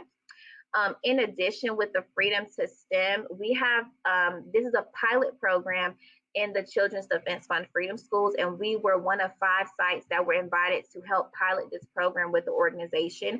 And so they're leaning on some of the things that we will be doing in our site to help become the model for other Freedom School sites across the nation. So with this, we, in addition to the scholar boxes, we are also planning to supply our scholars with STEM kits, which will be activity kits that they can use whenever we do our educational field trips or on-site activities related to STEM, but also so that they can take those STEM kits home and do at-home projects related to the topic. Our professional fees that we have incurred right now are also with Temple Fit. They have increased their prices for their program. In addition to that, we have also using the CHSP funds to help support the cost for our website maintenance, payments to our national organization, and any administrative fees from Family Foundation and educational field trips. A lack of funding for this would mean that we're not able to service as many students as we would like to, and not really provide them with the opportunities that they deserve. It could widen the achievement gap in our demographic. It could reduce the amount of mentorship opportunities that we're able to provide with our College of Education students. And ultimately, it could impact the experiences and opportunities for our scholars through participating in the program and in areas of STEM, literacy, and overall wellness as a whole individual. So I hope that I was able to address everything in such a short amount of time, and I'm prepared to answer any questions that you may have.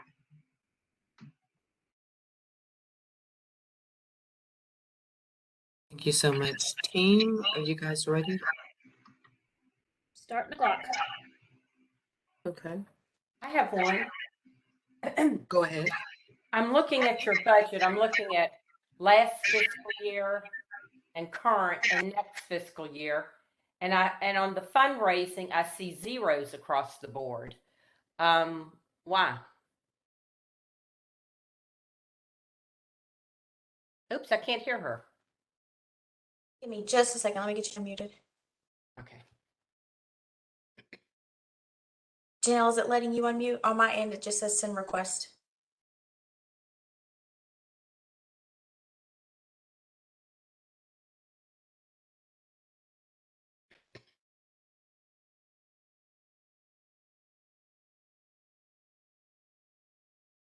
Cannot hear her. Hello? Do you hear me now? Yes, I can hear you. Okay, I'm sorry. On my end, it was showing that I was unmuted. I'm not sure what was going on. Last year, we were mostly operating off of the funds from CHSP and from our Title I funds from the school. So we really didn't do any fundraising. It was just with what we had. That's what we worked with. Could you elaborate more, Janelle, in terms of what are your plans or steps that will be taken in terms of increasing the funding streams? Yes, so we have reached out to partners in the community to help fundraise in different aspects in terms of donating scholar boxes, program shirts. The program is, free for all. And so we also have created sponsorship letters just to send out to different people in the community and organizations that can help to sponsor a child individually or sponsor the site as a whole. On the budget you provided to us, your only source of income for this program is the CHSP funds. So if we were not to provide any funds, how would you fund the program? Would it happen? Yes, it would happen. We also rely to a certain extent on some of the Title I funds from the school. However, the budget that they've given us, they've informed us that it would decrease. So if we were not able to receive as much money from the Title I funds or the CHSP, we would have to fundraise or hopefully apply for more grants and opportunities. To that end, when I look at the application, everything is for the FAMU Foundation. There's some things in the School Advisory Council for FAMU DRS. Is there a governing body specifically for the FAMU Freedom School?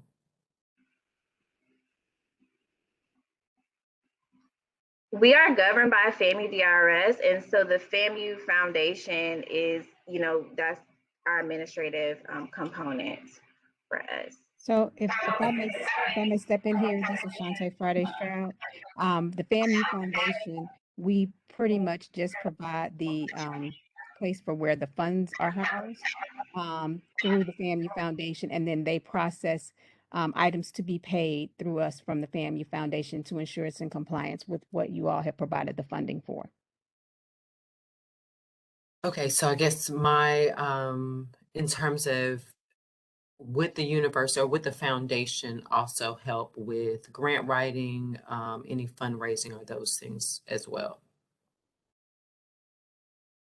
Yes, so Miss Audrey Simmons Smith, she usually helps Miss Masseline and DRS with the grant proposal for this, but we will also be working to try to solicit more donation funds for the Freedom School program going forward. Again, they started a few years ago, and then we started, saw this opportunity, assisted them with this, and so as they're beginning to get more data, then that provides us with more information to be able to try to apply for more grant funds and donations. And team, I'm sorry, one more follow-up question. How long has the relationship between the foundation and the Freedom School been going on? When did you guys partner? We've been in partnership now for a couple of years. Okay, thank you so much. You're welcome. Thanks, team.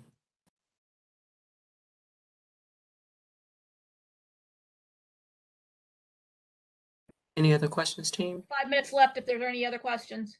I do have another question. I have one. Oh, go ahead, Dr. Marshall.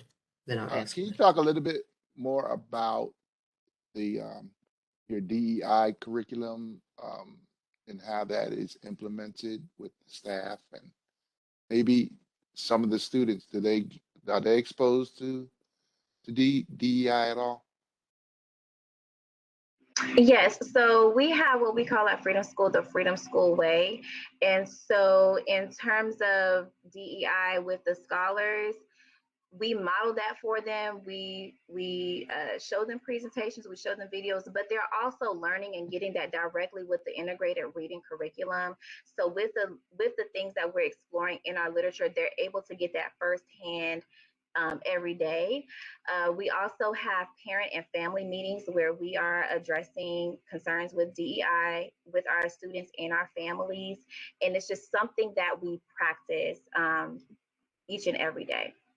So the same trainings that we're getting here at the school, the same trainings that we're getting with the Children's Defense Fund, we're taking those same policies and procedures and expectations, and we're instilling them into our scholars with the Freedom School Way. Thank you so much.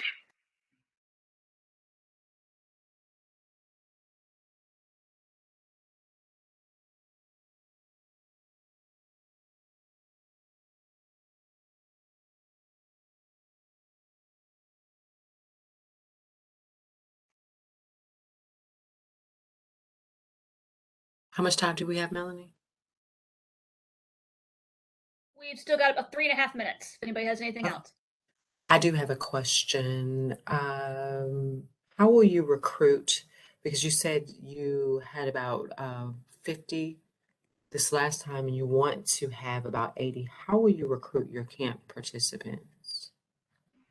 So one way that we recruit is through FAMU. They send out a notice to their parents and community partners for program participants. And actually, with students who have participated in the program before, they always want to come back because the program is at no cost. Right now, we actually have a waiting list. So we're almost full right now. We just opened the application window last week. And so they come, and especially once parents and families are involved, they want to come back. So we recruit through elementary schools, word of mouth, but usually once people hear that Freedom School is opening, they're coming at the doors. And so unfortunately this year we're only able to limit it to 50 scholars again.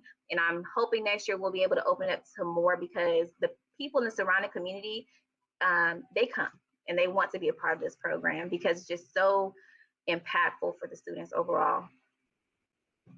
How do you select your participants? Is it first come, first serve in terms of who submits the application first? So primarily it's FAMU DRS students, but no, yes, it's on a first come, first serve basis. And that's pretty much how we operate. Unless students who initially applied for the program, if they get pulled out to do like a third grade reading camp because they didn't pass their standard exams, then we'll let the parents know, like, hey, we have a slot open. If you're still interested, we invite them in. And then one last question. I have a note that you did not fully expend the awarded funds. Can you talk a little bit about that? It was less than 5%. So can you talk a little bit about that? And which category was that? This is just the CHSP funds from the last award. Yes, so previously Ms. LaBissiere was executive director, so I just assumed this role about a month ago.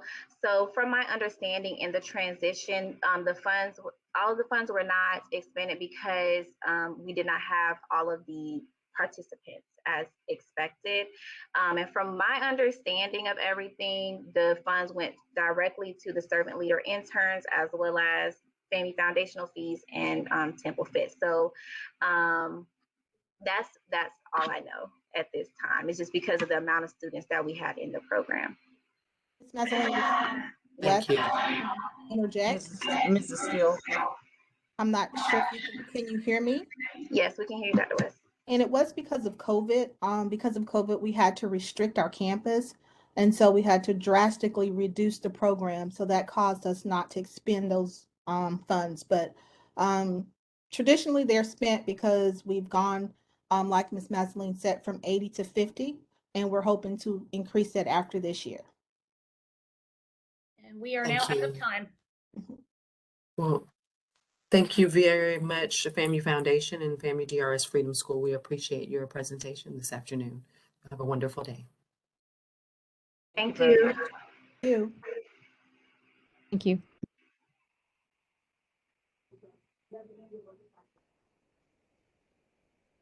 Thank you so very much for waiting patiently for us. Welcome to Team 1, Children's Services. My name is Jacqueline Steele. I'm the HR Director at Encompass Health Rehab Hospital here in Tallahassee. And I'll start with introductions of the team. We'll start with Javante. Good afternoon. My name is Javante. I'm with the City of Tallahassee. Dr. Marshall. I'm Dr. Lenny Marshall with Big Bend Hospice. Good to be with you this afternoon.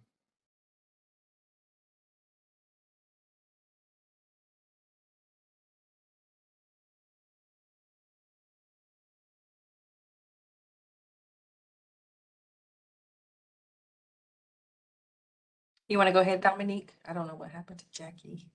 Okay, sure. Good Okay. afternoon. I'm Dominique Maddox with the City of Tallahassee.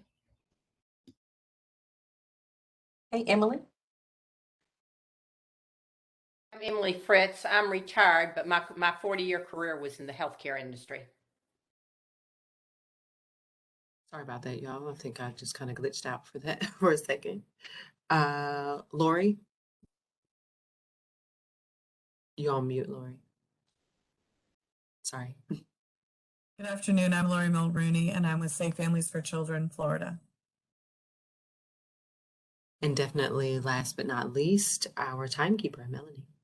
And I'm Melanie Howe. I'm with the Florida League of Cities, and I will be your timekeeper for the presentation. You will have 15 minutes for your program review, 5 minutes for budget presentation, and then there will be 10 minutes for the team to ask questions for you to answer. I will give you an audible warning at 5 and 2 minutes during the program review and at 2 minutes during the budget presentation. And after introductions, I'll start the timer. Well, my name is LaFonda Wilson. I'm CEO of Kids Incorporated, and I have with me my CFO, Anita Bushnakova. And then I also have Darren Odell, who's our Program Design and Management Coordinator. And I see one of our board members, Maggie Lewis Butler, on, oh, no, that's Dr. Patty Ball Thomas, sorry, our board chair on the call. And so I will get started. So first things first is who we are. So we'll go to that very next slide, please. We were founded in 1972 by Bud Bell, and she also served on our board of directors for 37 years prior to her passing away. And this year will make 50 years that we've been in existence. And keep in mind too that we have, for the bulk of the existence of Kids Incorporated, we've been receiving CHSP funds. And our mission, so that means CHSP has been supporting our mission, which is educating and supporting families with young children through quality early learning, health, and family services. Next slide. Now, we are the only program that provides comprehensive services to both children and their families.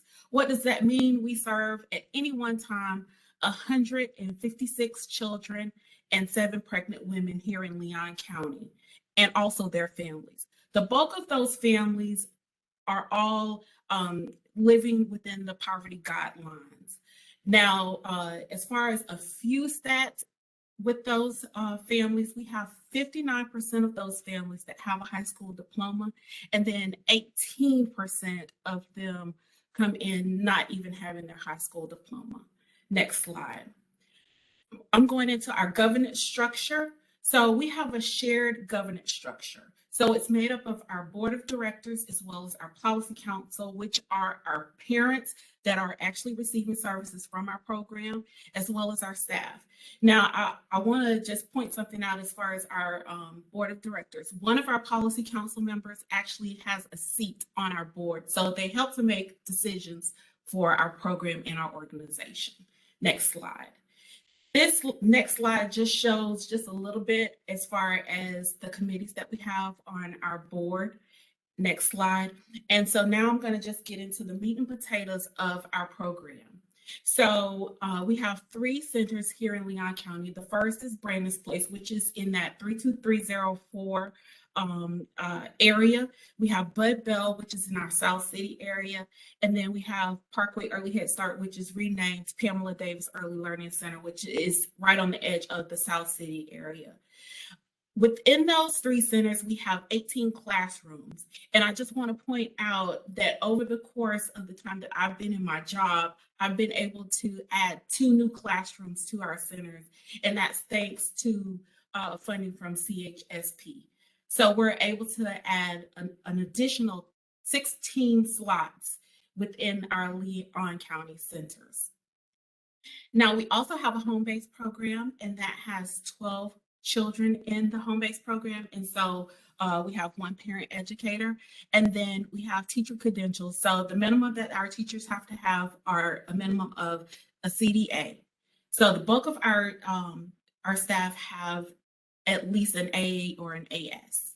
Next slide, please. Actually, next 2 slides. So we're going to go into the demographics. So the first slide there is talking about the eligibility. So the chunk, as I stated in the previous slides before, are 100% of poverty. So that eligibility category, they are living within the poverty guidelines. We have a portion, like a small portion, which is 11%, which equates to 17 children. They are living right above poverty, not quite over income, but they're living like right there on the cusp of being in poverty. And then we have just a small portion that will accept over income. Usually the over incomes are our Part C children, they're actually children with disabilities. Next slide, please. As far as enrollment for race, the bulk of our clients come in and they are Black. And we have a small portion, which is 3% of our enrollment is about, which is Hispanic. And then we have 6% of our population is multiracial or multicultural. And then we have 5% that are white. But the bulk of our clients come in and they are of Black descent. Next slide, please. The individuals who we serve the poorest of the poor, of course, but they come from these particular zip codes. So we have that 01, 03, 04, 05, and 10 zip codes. Those particular zip codes have our poorest of the poor. Next slide, please. What we do. So the services, you can go to the next slide as well. The services that we offer are not just childcare. We offer early childhood education, health, mental health, disabilities, nutrition, family engagement, and parent engagement services. So these are those comprehensive services that I have been speaking of. Let's get into some data here. So next slide, please. So the tool that we use is Teaching Strategies Gold in order to assess our children on whether they're meeting or exceeding or even below on their developmental milestones. So we have taken several categories and we've put them here so that you can kind of see where our children fall. So fall of 2020, overall, we had approximately between 43 to 65% of our children that are either meeting or exceeding the developmental milestones that are listed there, as well as in the spring, which is our ending assessment, there was a huge jump as far as children meeting or exceeding their developmental milestones by the end of the year. So we go from August until June of each year. And so at the beginning in August, approximately half of our children were meeting or exceeding. By the end of the year, receiving our services, the bulk of our children are now meeting and exceeding their developmental milestones. We'll go on to health services. That's the next slide. With health services, this is Leon County versus the national statistics for early Head Start. So in Leon County, for just our early Head Start children, for health insurance, by the year end, almost 100% of our children have gained health insurance. Compared to the national statistics, 95, almost 96% have gained health insurance. 100% of our children have medical homes now versus the national statistics where 96% have medical homes. So as you can see, going through these health statistics, our program has really assisted our families in exponential gains in the health services arena. Our children are getting their well child checks, which is the EPSDT column there. Our children are getting immunized, which 100% of our children have been immunized, as well as they get dental services with us. Next slide, please. We also have community engagement. Now, we make very good, efficient use of the resources that we receive. And we try to tap into all of the resources that are already in our community. And then this also allows us to help that family support with our families. So we have lots and lots of community partnerships. And then the next slide just kind of gives you a little bit of an idea of what that looks like, which groups come in and all of that. So next slide. Why do we need CHSP? Next slide. So we want to respond to our community assessment. 98% of our families are in need of more hours. Currently, we have 57 children on our waiting list. Also, with our particular program, with our waiting list, yes, we have people who apply and they are on the waiting list, but our program is word of mouth. Once they hear that we have a slot available, that number goes up tremendously. We also, as far as why we need it, we also need to support the full day services for our families that we serve. This helps us to do that wraparound care. And also keeping in mind that a lot of the funders that we have tried to solicit, they really emphasize on the 4-year-olds. And so we feel that it is really, really important to catch these babies early, catch them while they're infants and toddlers, so that we can serve them and ensure that they are excelling and meeting those developmental milestones. And keeping in mind that Early Head Start is the only program with comprehensive services for children 0 to 3. Next slide. We'll go into the achievement gap just quickly so that I can get to the end of the program presentation here. So I just want to kind of show you what it is. Next slide, please. What it is.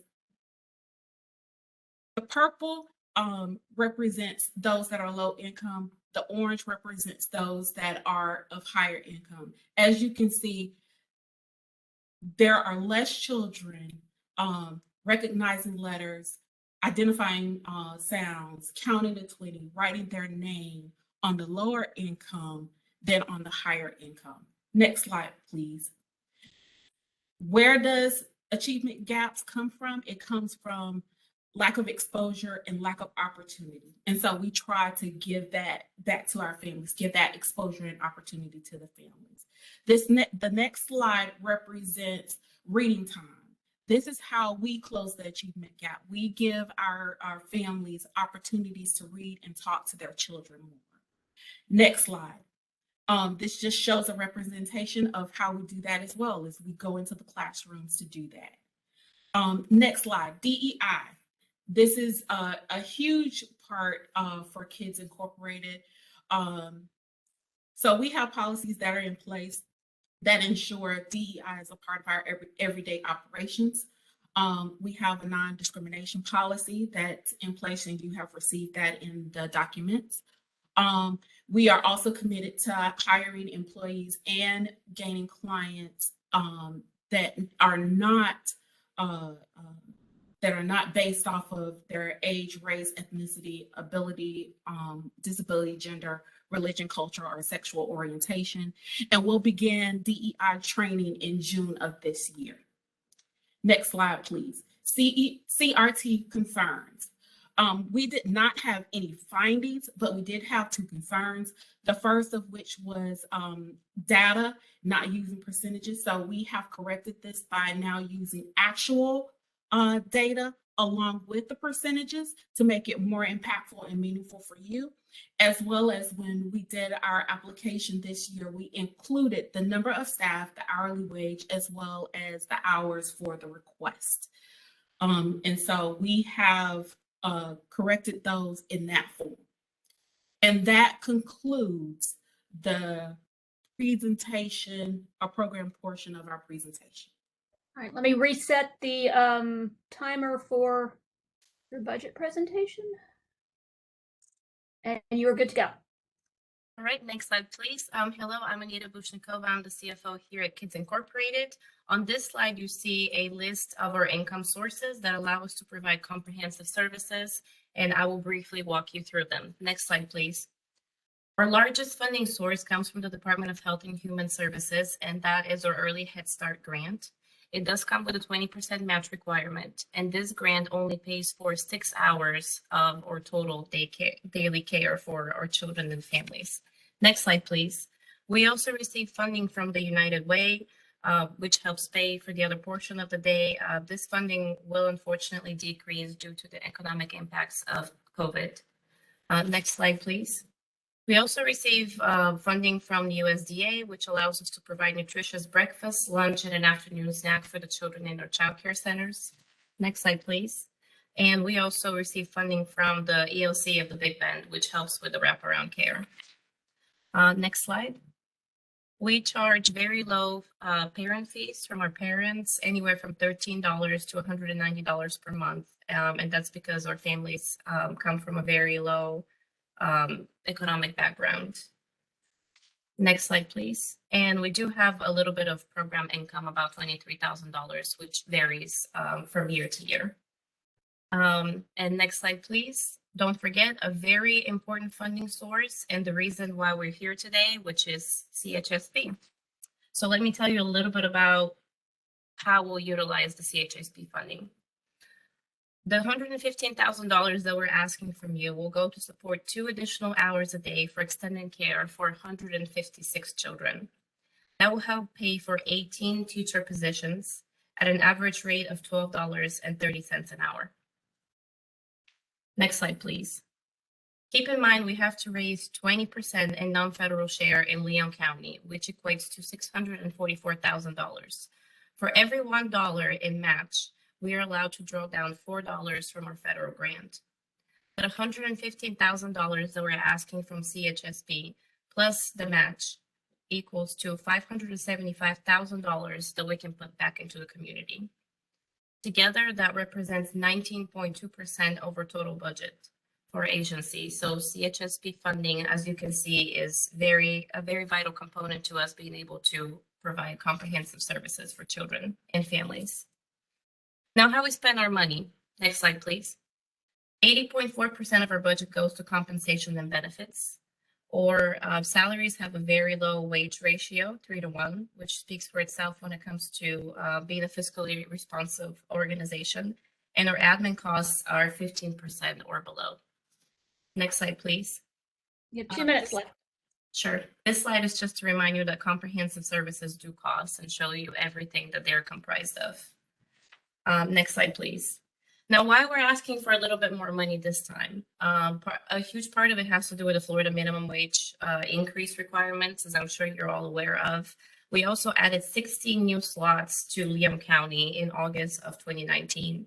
It's also to meet the 20% match requirements that I spoke about in the previous slide, and to be able to meet those comprehensive quality services that we're working really hard to provide.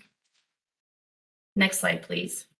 And I wanted to tell you a little bit about our internal controls. We are a very fiscally responsible agency. We have a finance and audit committee on our board, and they're responsible for oversight over financial reporting, budget oversight, and compliance control. We have no findings on our past audits, as well as no CRT findings. On our federal review for early Head Start, we also don't have any findings. We have very highly qualified and experienced staff. They're trained and they maintain very strong internal controls, compliance, and grant management. We have excellent separation of duties, and we also have our own agency established benchmarks that we always try to meet and improve. Next slide.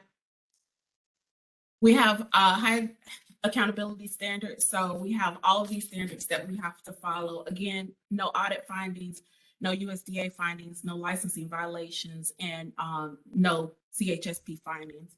The impact of, next slide, sorry. The impact of lack of funds would mean that we would possibly lose teachers, as well as we would have to cut our hours. And then this will also impact the families in our community. That means parents may lose their jobs for not having care. And then next slide, please. And You're I just actually want out of time. I'm sorry. Okay. Thank you so much. CRT, question and answers. Starting now. Thank you for your presentation. I just had one question in regards to the budget rationale around the minimum wage increase. So currently your teachers are at $12.30 an hour. What are the plans in terms of increasing that to the $15 minimum wage? That actually is the average cost. Our range for our teachers are $11.66 to approximately almost $15 an hour. It's like $14.87. And so that's the average cost per position. And we have been working alongside our board of directors, which Dr. Thomas is here as well, to gain more insight on how can we get more funding to fund those increases. But we're starting with our main funder, which is the Department of Health and Human Services, who they give us a cost of living increase, so that kind of helps that impact there. But also we're asking for a little bit of an increase with each of our funders so that we can help to kind of fund each of those positions. Great, thank you. You're welcome. I've got a question. There are millions and millions of dollars that are available through foundations. Examples are the Barbara Bush Literacy Foundation, the Robert Wood Johnson. I mean, there are tons of them. Have you applied for those kind of grants? It doesn't look like you have. And if you have, what were the results? And if you hadn't, why not? We actually started with one locally so far. We've been researching those foundations and those grants, and we have begun applying, one of which we just recently got with the Community Foundation Of North Florida. of North Florida Community Foundation. We just recently applied for that and got that particular grant. So we are slowly getting to applying for the other foundations and grants now to help to alleviate some of the pressure on our main funder and you all. Because I've noticed, and I've noticed this of most of the organizations we've reviewed today, very few of them have taken advantage of all the grant funding that's out there, and we're talking about millions of dollars that's available. So I just wanted to throw that out as a tip that I would really like to see these organizations go after those funds. Absolutely. Thank you so much. Thank you. And so I have a quick question, and just one question. In your current fiscal year, you have various dues and fees of $1,900, and then the proposed year you have various dues and fees for $10,000. So I'm just curious of what these various dues and fees are. I'm sorry. I'm not aware. Sorry. I can tell you a little bit about those. The dues and fees haven't necessarily gone down. We have just recategorized them into different general ledger codes. So they're still there. The dues and fees that you're seeing, they are comprised of things like the dues and fees for software, for accounting software, certain things that we have to have in order to exist as a nonprofit organization. They're just very normal routine dues and fees that you'll see in every nonprofit. They haven't gone down, unfortunately. They just have been recategorized into different account codes. Thank you. Okay. Are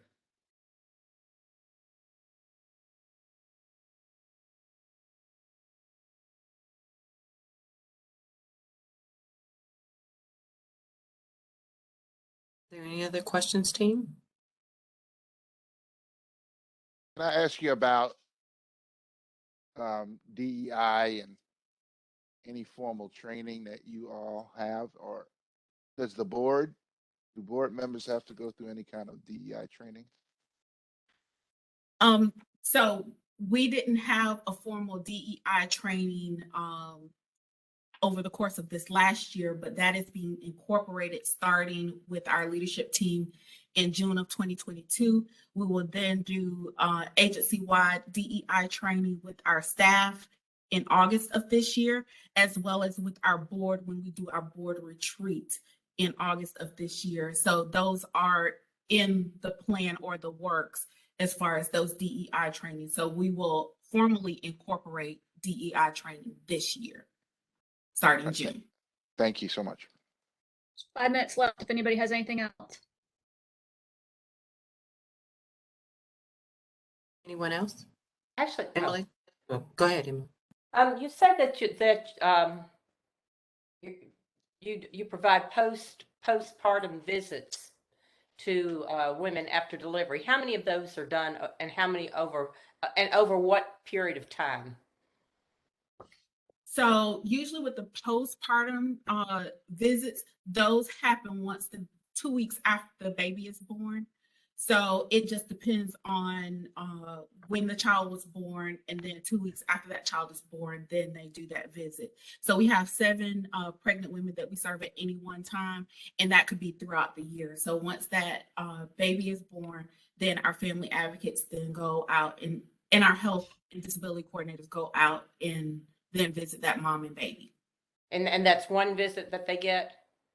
That's one visit that they get for the postpartum, as far as just making sure that mom is not going through postpartum depression and all those things. But then the family advocate then continues to visit with that mom. Okay, thank you.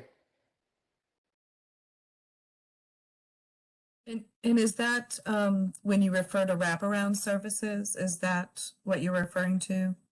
The parent No, advocate going? No, wraparound services, all of the hours that that the Early Head Start program does not cover, then the wraparound care is those additional hours and the additional services, which are the family services that are offered during that afternoon hour, the meals that are offered in the afternoon hours. All those things are considered wraparound care. And that's what the parents are paying for? That's the fee? That That's the sliding fee scale. Mhm. Thank you. So I have one more, and I know Emily kind of touched on this a little bit about grants, but you guys don't fundraise at all, or any future fundraising? We do fundraise. We have our annual event, Kids Fest, that actually just happened this past Saturday, where we had approximately 7,000 people at the event. We also have private donors, as well as we have like the small grants, like we just got a community foundation grant. Those are part of our fundraising efforts. Okay, and I just asked because looking at your last year fiscal year budget, the current year budget, there's 0 up for the fundraising, so I'm just curious. Okay. 2 minutes left. Any further questions, team? I just have one. Could you explain more about what the program service fees consist of? Program service fees? Yes.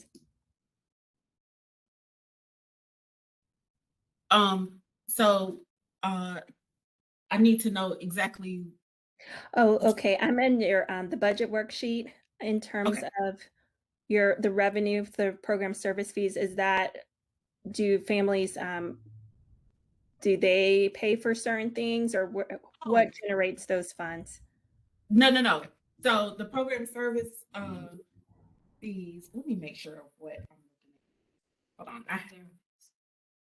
Are those the parent fees? Because they might be the parent fees. If it's the parent fees, that's what the parent pays. But any other services that that the parents receive, those are paid for by the agency. Okay. So the parent fees are a sliding fees. It's on a sliding fee scale, and that's that $13 to $190 that the parents actually pay. But specific services that the parents receive, those are paid for on our end as far as the agency. So all of their nutrition, family services, all of those services are paid for by the agents. Got it. Thank you.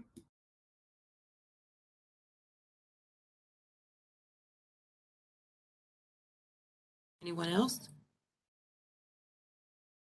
Got about 10 seconds left.